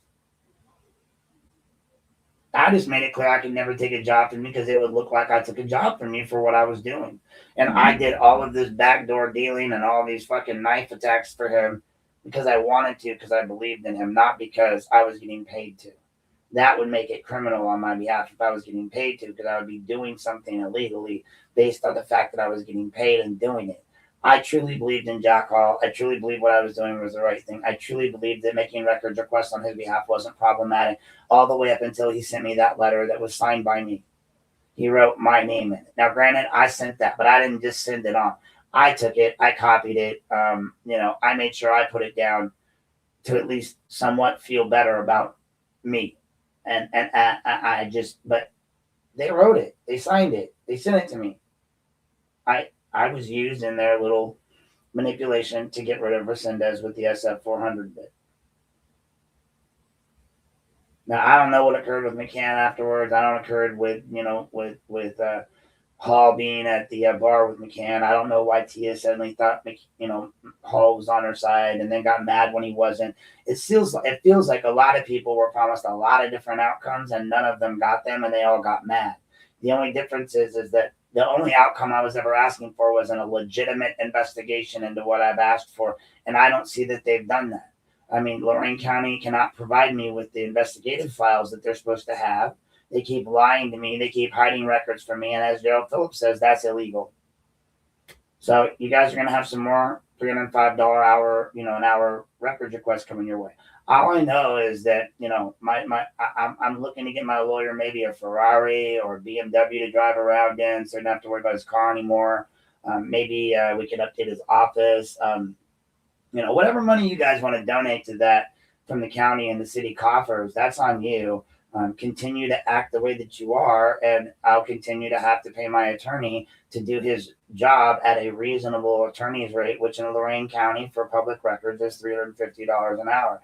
And I find Bob to be a highly competent, highly educated, and very knowledgeable lawyer in the field of public records who has constitutional law and education that's beyond anything I've seen. And as such, I believe he deserves $350 an hour. And I'll make sure that I state that in a court of law every single time I have to sue from going forward. Because why go to the court of claims when nobody gets anything and the city gets basically a slap on the wrist and doesn't have to do anything, when you can go to the county court, you can bring it to the forefront.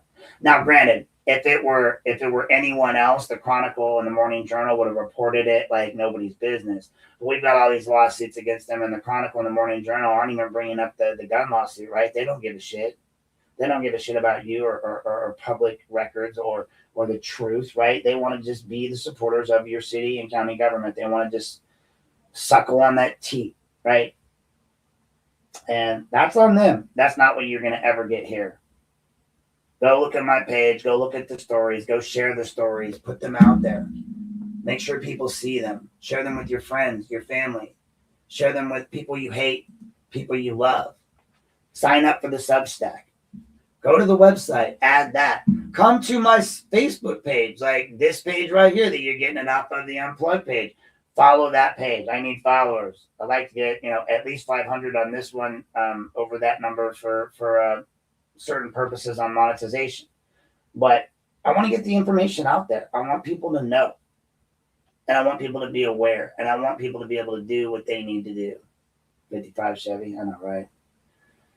On a side note, I do want to remind everybody that while they sit here and talk about blocking emails and email addresses, the city administrator or the city HR director has given me McCann's social and everything, that his lawyer put his home address out online, that the city has given me your assistant safety service director, all his home address and information and social security number, that the city police released a driver's license information of an officer, also released the address of an officer, home address of an officer, the one that was a sergeant that's no longer a sergeant, that was a DUI. That's actually in the video files that you released that to me. So while you release everything and anything to me unredacted, you argue about tiny redactions that you shouldn't be making in regular files. And that's what I think makes you a moronic idiot.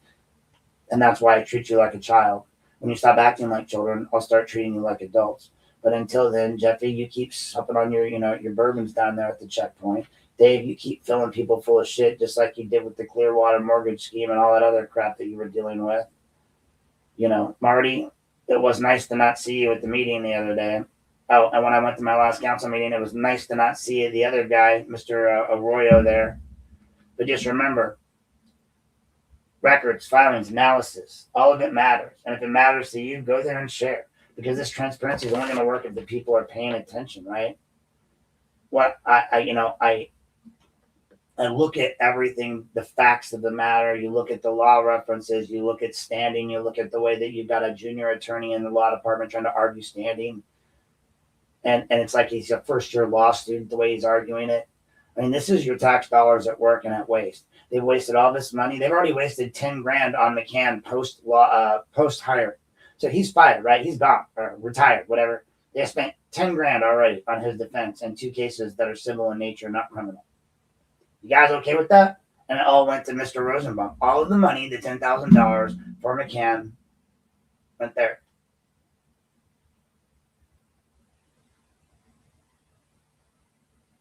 If you used to watch the TV show Ironsides, sorry.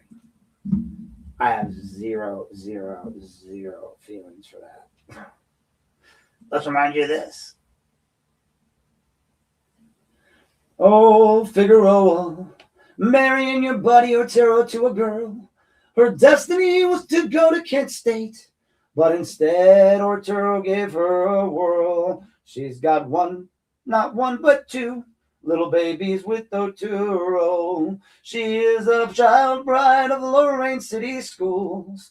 And if you send your children there, Figueroa, beware. He might sell your daughter to someone like that man. He's wearing a suit that doesn't fit. He's got a girl that someone should have said, oh shit, that is a kid. Why are you doing what you're doing?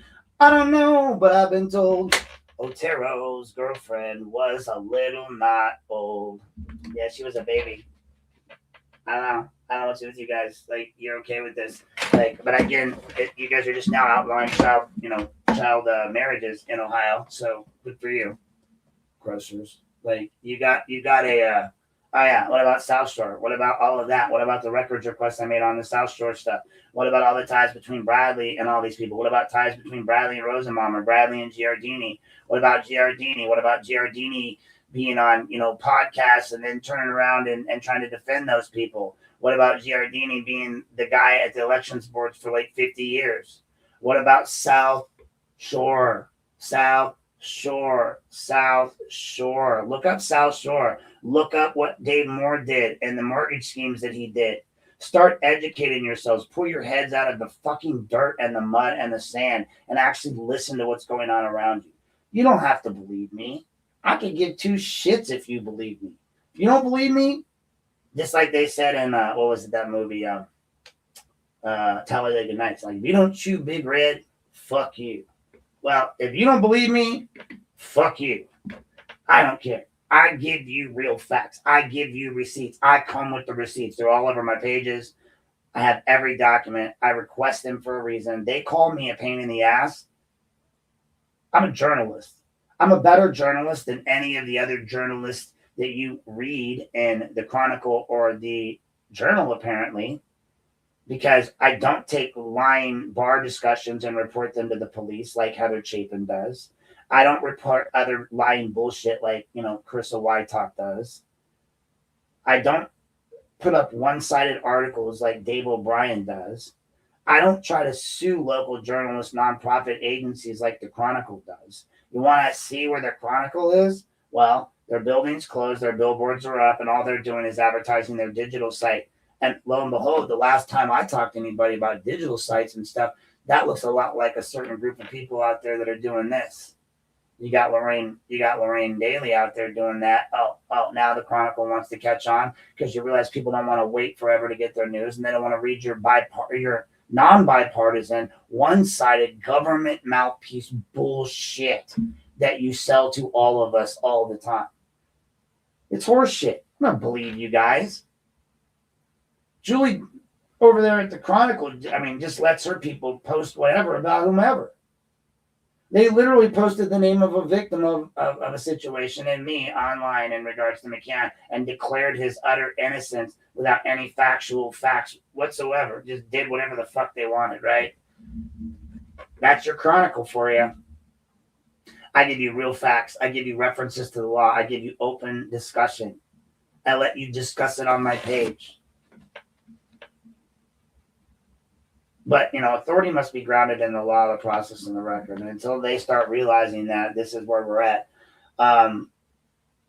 before I go, we've been at this for quite a few. We're going to be we're at 3 hours right now. I want to end, but I don't want to end on a anybody not feeling like anyone that's still here. If you have a question that you'd like me to address right now, is your chance. I'm going to put a little music on for a second. And you guys write it in the comments. Give me a couple of questions. I'll play the music for a couple of minutes. If you have any questions at all, feel free to put them in the comments. Now, if you're watching this and it's not live, okay, it is now 2:01 p.m. Eastern Standard Time on 2/15/2026. If it is any time past like 2:07 p.m., you're watching this not live, and I will not answer your question, so I do apologize. Do not comment after that. But for my 8 to 10 live people here now, or whoever else is still in the chat on any of the platforms, feel free to post a comment. I'm going to play a quick little ditty tune for you guys. Well, not ditty tune, a quick little tune for you guys while we wait. And then in a couple of minutes, if you have any questions up there, I will... Yeah, I'd like to know that answer too, where he was getting high in that video. Oh God. See, if I was prepared, I'd have that video pulled up to post there, but that's not a question I can answer. That's just a statement, right? Like, was he, where was he? I don't know. Jack Hall seemed to think he might be it. And Jack Hall, I'm sorry. He didn't seem to think. Jack Hall asked me in a text message if that was Aiden Fogel's house. So I don't know. You tell me. I have the text right here. Oh, what a tangled web we weave when first we practice to deceive. Don't deceive me, folks. I won't have a problem, right? Like, in the meantime, I'm going to put a little music on in my ear while I wait a few minutes for you guys to decide if you have any questions to ask. I'm going to put up an ad, and I'm going to let it. All right, I like that one. All right, we're going to ask that one when we come back. Give me a couple more, and we will address them all upon return. I'm going to put this up real quick since I want to.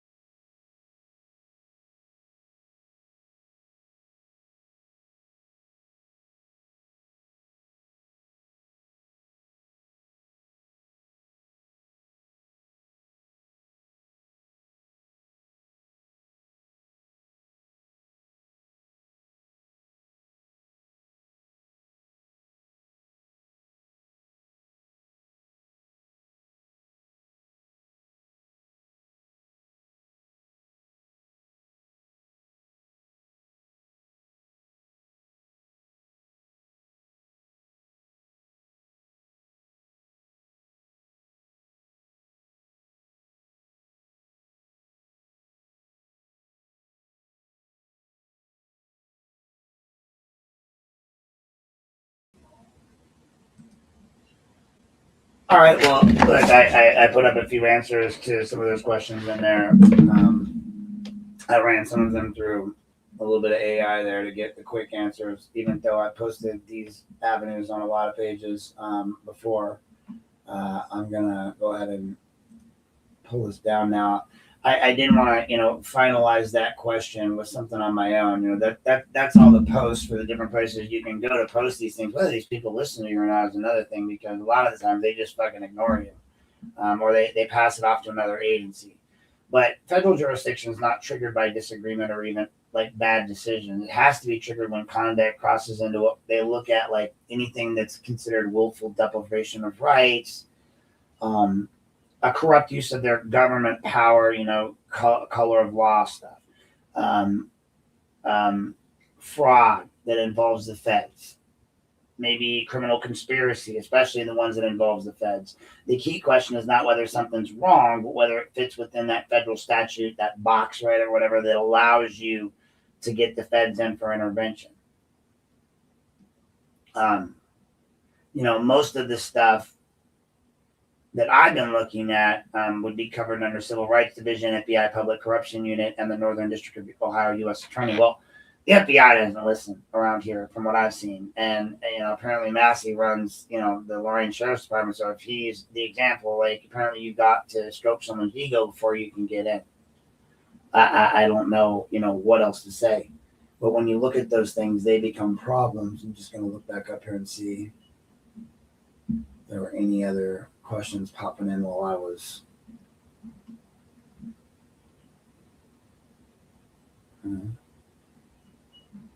All right, well, here we are. If you guys have anything else you'd like me to address, any current events, issues going on in Lorain that I can speak on before we cut off here, I will say I'm still working on the Mihawk issue. I'd like to see that move forward. I'm waiting on our court clerk, Ted Kalo, to give me back that information, which he's holding on to. I want answers on why I just wrote a story on Brianna Dole not being sworn in ever, and why she is actually constitutionally considered a mandated employee, is supposed to be sworn in.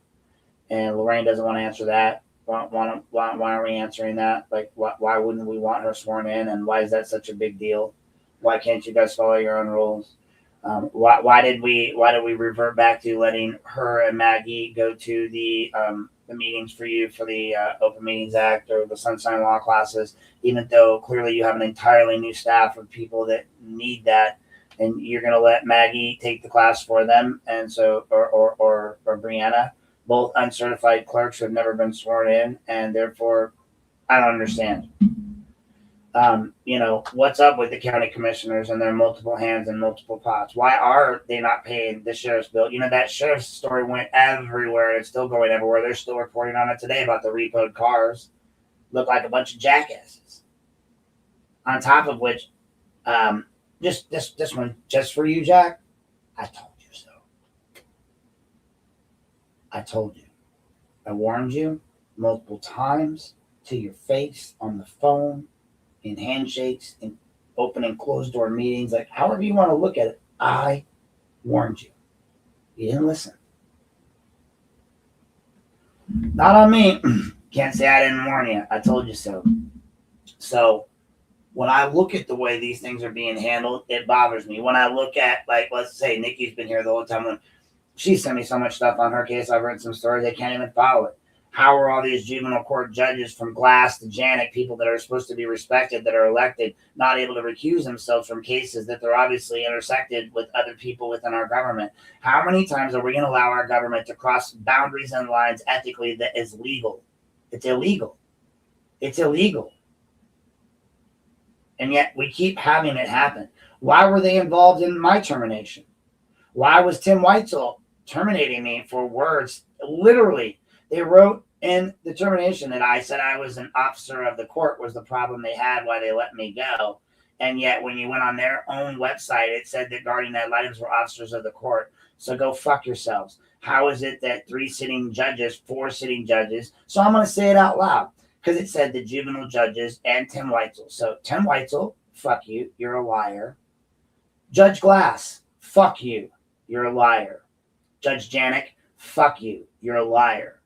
Judge Swinsky, magistrates, all of you people, fuck you. You're all liars because you let Tim Weitzel speak on your behalf when he wrote that letter to my employer, which I now have. And it said, on behalf of the juvenile court, all of you were members of the juvenile court. So you fucking lied. Your own website, I have the pictures, literally shows guardian ad litem. I could have recited it for you word for word. Once sworn in are considered officers of the court.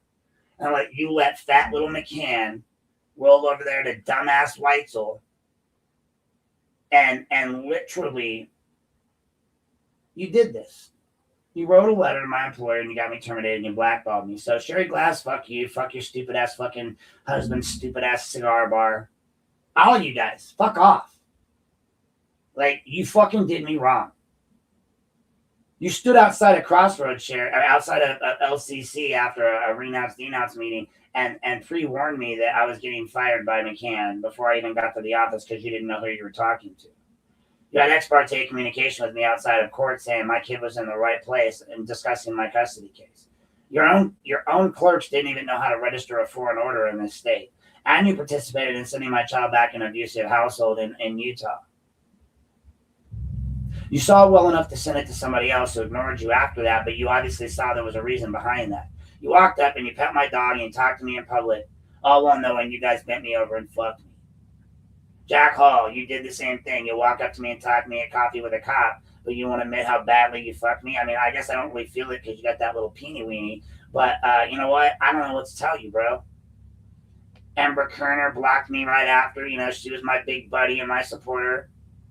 But suddenly she's got a problem. She had no problem milking me for, you know, help on her social work papers and talking about that. But then the second, you know, I'm suddenly uninvited to the Black and Gold Ball and all these things. Suddenly I'm a problem, so we're going to block Aaron. We're not going to talk to Aaron anymore. We're just going to pretend like he never existed, like he wasn't the one that helped us through all of this shit. We're going to pretend he's no longer even an issue, right? Gotcha. You're going to sick your Nietzsche on me. You're going to lie to my face. You're going to tell me you're going to do things that you don't do. You're going to side with doing things that you shouldn't have done. You know, no matter what you want to say in your police reports, that you found yourself innocent of. You literally have officers stating that they were told by Nietzsche that he had to see all documents before the prosecuting attorney. That's illegal. What are you guys doing? And Jeff Riddell, dude, you drunken piece of crap. You talk so much shit in emails, man. And then you get up there and you smile to our faces like, Republicans, really? Go fuck yourselves at this point if you're fucking too stupid to realize that we've elected fucking 3 morons for commissioners. Kristen Hill, like, you don't want to talk about what you didn't support in the last election at the Republican meeting, but you do want to talk about how we get more people to run. Well, we get more people to run by getting dinosaurs like you guys out of the way that understand to use digital platforms, social media, understand that, you know, whether people like it or not, AI is here to stay. We're going to have to start getting with the times, and we're going to start going out and contending with a lack of voters. You're going to have to go to the schools like the Democrats do. You're going to have to educate yourself and talk to people. Just be careful while you're at the schools, because I hear they like to marry off, you know, young kids to people. If you look a little young, they might try to marry off to a security guard. You know, honestly, the only good thing about losing all this money is that I feel like they say they're going to cut half the security and half the paras. Well, that's half the issues we've been having, right? We have paras that are coming in drinking that are ex-city council members. We got a couple of different, you know, claims. We have, you know, good employees who report stuff like Mr. Moose being shot down, and we have the actual schools have been told a couple of times to pay this guy, and they won't. But you guys want me to sit back and believe that you're doing the best for our kids? You know, as it stands, I've got so many parents in my inbox asking me how they go about recalling a school board member that I've got to do a whole story on that. So that's what you guys have stirred up in Lorain City. You guys all act like it's me, Aaron Knapp, coming at each one of you individually for things that I've witnessed or seen. Well, I got news for you. The stuff that I witnessed and saw with McCann was just minor. Most of what I've got has been background information received through these public records requests, which is why they fight me so hard on them, because once I have the facts, they can't beat anything. That being said, everything else that I report on is given to me by someone else. These stories are not driven by me. the county commissioners would give their white nut to find out who my source is at the county that keeps giving me all of the information, all the contracts, all the emails, everything, right? Because you guys are fucking up. Something fierce. And I'm news media. And I'm putting it out in a way that's honest. I'm talking about it. I'm asking questions. I'm not bullshitting you. I'm not going online and talking crap about you. I'm not pulling a Lorain Ritchie. I'm being honest and upfront, and I'm letting you guys know exactly what I know and exactly how I know it and exactly what's on the table, and I'm reporting on it as news media should, and I'm allowing for both sides to comment, and believe me, they do. So, guys, that brings us to the 3 hour and 18-minute mark. So if there's no more questions, I feel like this is a good place to stop. I've given you a nice long vision of what's going on. Please go to the websites, check them out. Go read my stories. Check out Catherine Kennedy. She's been writing a lot of stories on the county and the commissioners and their salaries. Go look into these things on Oddville and all these other people. If you read through my stories and the links that I've given you, you're going to find everything. People go, oh, explain this, explain that. Well, I do, and I have, and I will. But why not just go read? Go educate yourself. Go get the documentation that's in the files. Read and make your own decisions. Make up your own mind. Decide if it's right or wrong. Don't just believe people passing out, petitions, or people hammering you with information, or people like me with news media sites. That's what got us into this mess. Don't just trust me. Trust you. But in order to trust you, you have to educate you. So start educating yourself. Start reading things. Read my stuff. Read other stuff. Read other people's stuff. Spend less time on TV and more time reading about what your government's doing with your tax dollars. Spend more time understanding how they're little by little just taking away the rights of average citizens. You can say what you want. Again, one day I'm going to pack up and move. I'm going to be gone. 0 fucks given. My daughter might still be here, though. I'd like to leave her something that's worthwhile. But right now, what I see is a dilapidated slum where people are just milking the citizens dry. And, say what you want about that, but I don't like it. So enjoy your guys' President's Day weekend. Thanks for tuning in here for this extra long, 3 hour and 20 minutes. I act like it's extra long. Almost every one of my podcasts is this long. All of my stories are this long. My long feed is 7-8 minutes long. I just want to make sure I covered the one request on the county commissioners, like the broad view of what's going on, to a full. I want to come to close on this. You need to look at your commissioners and look at who they're friends with. Look at my stories. Look at the donations. Look at the tie-ins. Look at the business partners. Look at who they're friends with. Ask questions like, does Marty Gallagher have a family member that's in the asbestos removal business that would have benefited from the buy on that mall deal? Has Coldwater Consultants donated thousands of dollars either through their entity or through their ownership to different politicians? Has prominent contracts been awarded to people who have donated money in the past or after the fact to political campaigns? Have those monies been circulated amongst other political campaigns? Have those money been shared between Democrats and Republicans? Has there been instances where Republicans have donated to a Democrat like Petticourt or vice versa? Go look it up. Go pull the information. You don't even have to do the records request because I've done it all for you. All of this stuff is online now. I put it all out there for you. That's all you have to do is go read it. Educate yourself. You all want to claim to be wise and understanding on things, and you all want to question me about why I do what I do. Well, do me a favor. Before you come to a battle of wits, come armed. Educate yourself. Because from what I've seen, most of you are not coming armed to these arguments. You're coming emotional. I understand. Doesn't mean you're ignorant, stupid, unwise. Doesn't mean you have a low IQ. It doesn't mean you're a moron or an idiot. All it means is you have failed to do the most basic thing a citizen must do, to be a responsible citizen, to educate yourself on the matters, to vote when required, and to make your voice be heard. That's it. There's something to be said about, Starship Troopers and the idea that citizenship is earned and not granted. The right to vote should be earned and not granted. Sometimes I think. You know, you want to talk about immigrants. Well, the reason why immigrants don't like illegal immigrants is because immigrants had to educate their asses on everything American. Immigrants who've gone through the green card process to become citizens are some of the most American people you'll ever fucking meet in the world. An African who became an American, a Somali who became an American, a British citizen, maybe even, I mean, maybe not them because they speak English, but the ones that don't speak English that became citizens of these United States of America, in my opinion, are some of the most knowledgeable people about our government. They know everything we were taught in civics, but they know it as adults. And they remember it. They can cite, the preamble of the Constitution. They understand the Declaration of Independence. They know what the First, 14th, the Fifth Amendment is. They understand how to argue and exercise their rights. So when they see people who can't do otherwise, who come here and just shit on that, yeah, they get a little mad. Honestly, I'm not sure why they're not a little more mad at the everyday citizen who doesn't understand that either. I leave you with that final thought, folks, is that as an everyday citizen, it's your duty to be constitutionally educated, sound citizens. If you're voting for these people that are making these decisions, and these people are voting for decisions, what gives any of them that qualification? Everyone in college knows you don't go to a poli-sci major if you want advice. You go to a poli-sci major if you want a good party. If you want a balanced budget, you go to an accountant. Oh, Catherine Kennedy.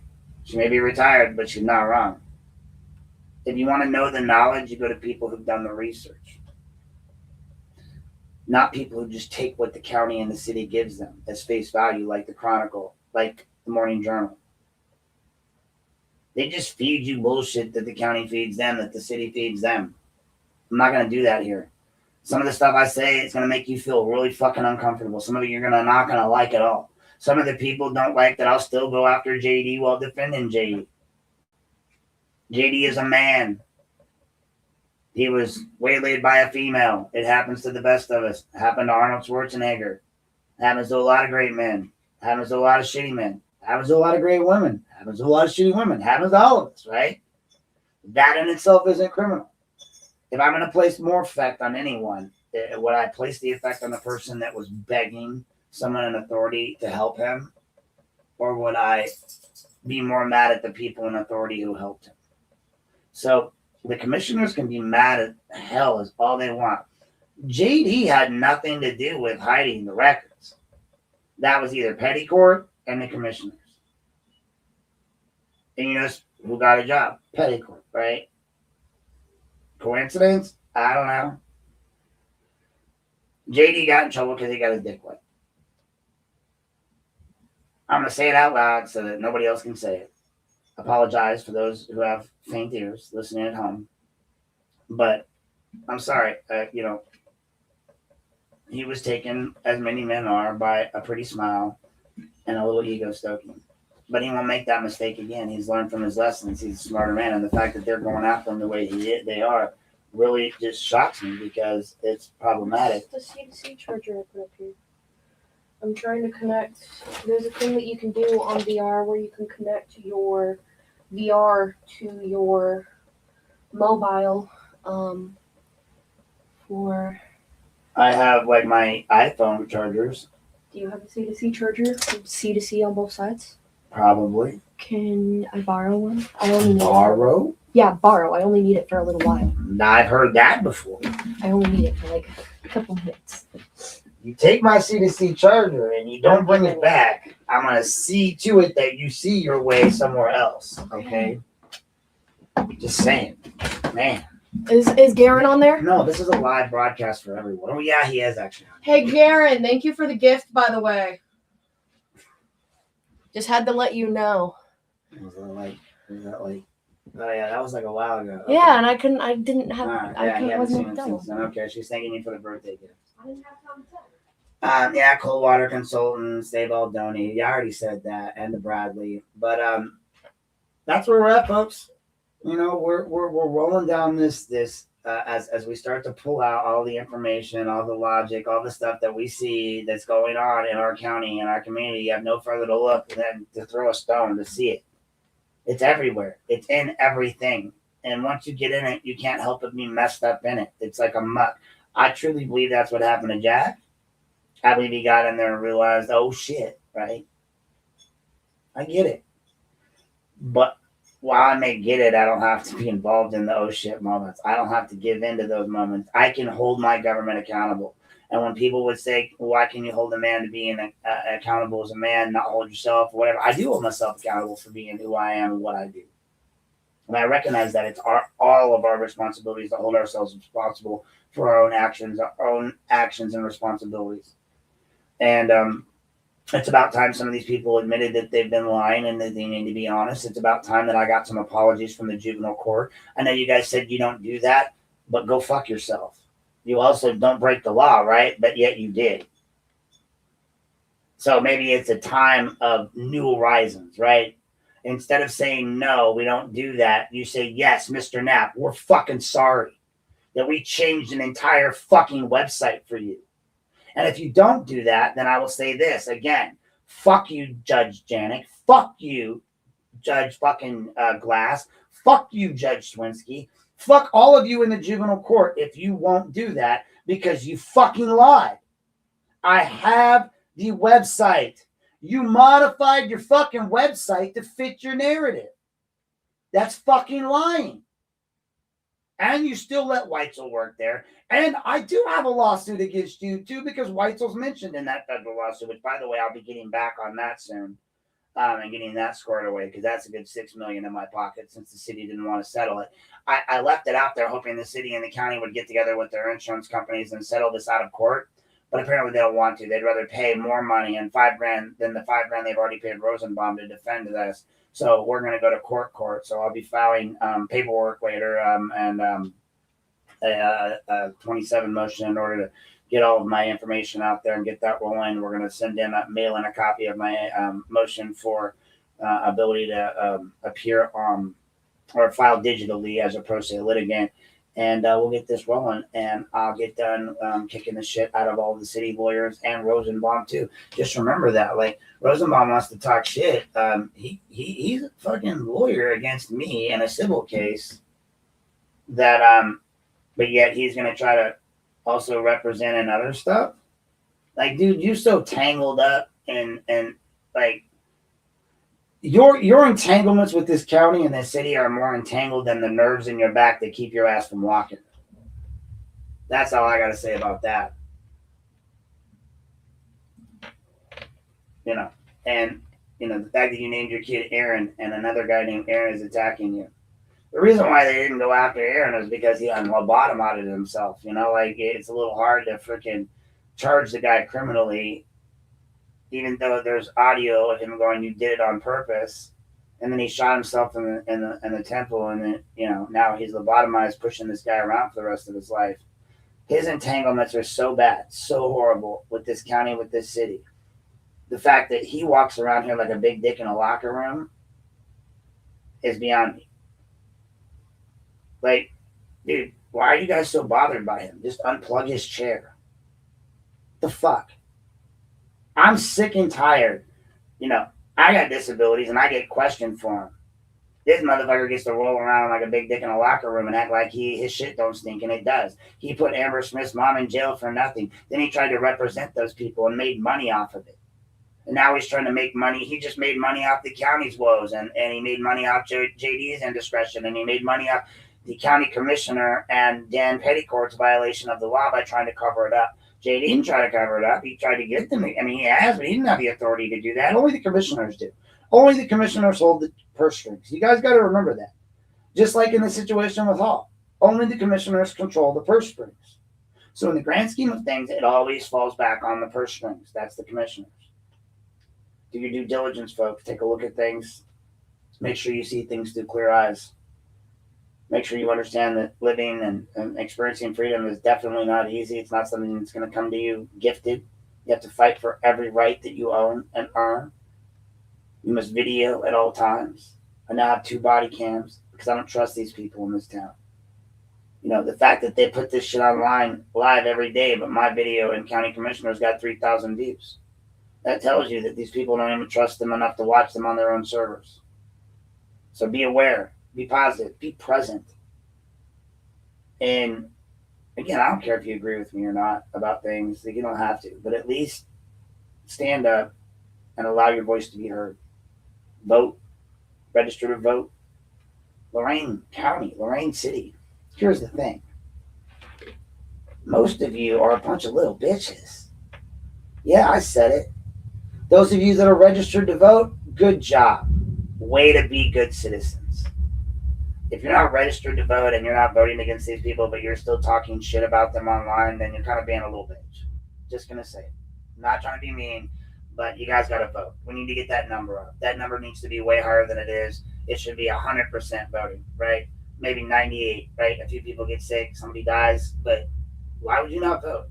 You get the day off or you get time off to vote no matter what. You can go vote. It takes nothing. It takes nothing out of your day other than to just go over and do one little thing. You'll go buy a pack of cigarettes. You'll go buy a drink. You'll go out of your way to fucking grump at somebody. You'll go out of your way to be mad at somebody. But you can't be bothered to vote. And if you can't be bothered to vote, then you don't really matter. They don't know who you voted for, right? But they know if you vote.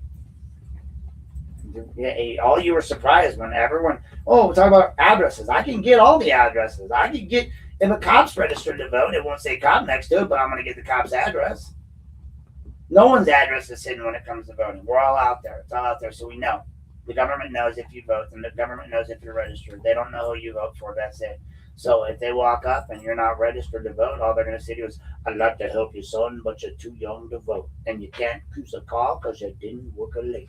Anyway, thanks for tuning in today, guys. That's been 3 hours and 34 minutes of long-form podcasting here. Thank you for tuning in. I thank you guys for for your questions, for staying and listening. Please make sure you check out those city council meetings. We got one of those tomorrow. Check it out. Third Monday of the month, I guess it is. Or something's going on, maybe some sort of meeting. I don't know if it's the city council or general. Is it third Monday? It's the 15th, 16th. No, that's 2 weeks. First Monday would have been, I don't know. Whatever. In the grand scheme, it doesn't matter, folks. Just make sure you're attending these meetings. Go down and check out your county commissioners' meetings. Go down and check out, your government process. Be involved. Understand who you're voting for and what you're voting for and what their ties are and know what their connections are and know what their conflicts are. And again, if you feel like some of these things bothers you, contact some of these agencies that I posted in this chat. Let your local government agents know. For those of you that are asking me what I got to do to recall a school board member, I'm working on that. I'll put a story out for you on that. Rest assured to all of you that are in my inbox, I'm trying my hardest to get on top of everything. I'm trying to respond to all of your questions. I'm trying to do everything, but it really is just me. And in between this and the lawsuits and raising a child and all of these things, it takes a toll on you. So I promise you, I haven't forgotten about anybody that's in my inbox. I'm slowly, surely getting to all of you. You could ask Nikki. Like, it may take months, but suddenly a story will just pop up one day and you're like, oh shit. So that's the way it happens, right? The magic happens after hours when the ADHD hits. But this has been a fully provided production of AC Entertainment. Oh, AC Entertainment. So when I ran a karaoke business, I was AC Entertainment. So it was, welcome to this is AC Entertainment. We can be the star of the show. So no, this is Aaron Unplugged Inc. or Aaron Unplugged Media LLC. I've been out here trying to educate people. And so I appreciate you guys tuning in. I appreciate you following. Check out the pages, like the pages. Check out the podcast when they come out. Follow the Facebook page, the main Facebook page that we have here. I know a lot of you are following my regular page, like just me, but that's not where you're going to get that info from. I try to push all that info over to that the Lorain Politics page, the standalone one that used to be my political page for running for office. That one where you can follow or not, what I'm talking about. That's the one where you need to be following. Also, check out my Substack. All the Substack if you want to get your address on there. And in the meantime, you guys, law enforcement, be lawful, not awful. The rest of you, thanks for tuning in. Enjoy the rest of your weekend. Enjoy President's Day. I hope you guys find some great sales out there. And we'll talk to you guys next time. So thanks for tuning in.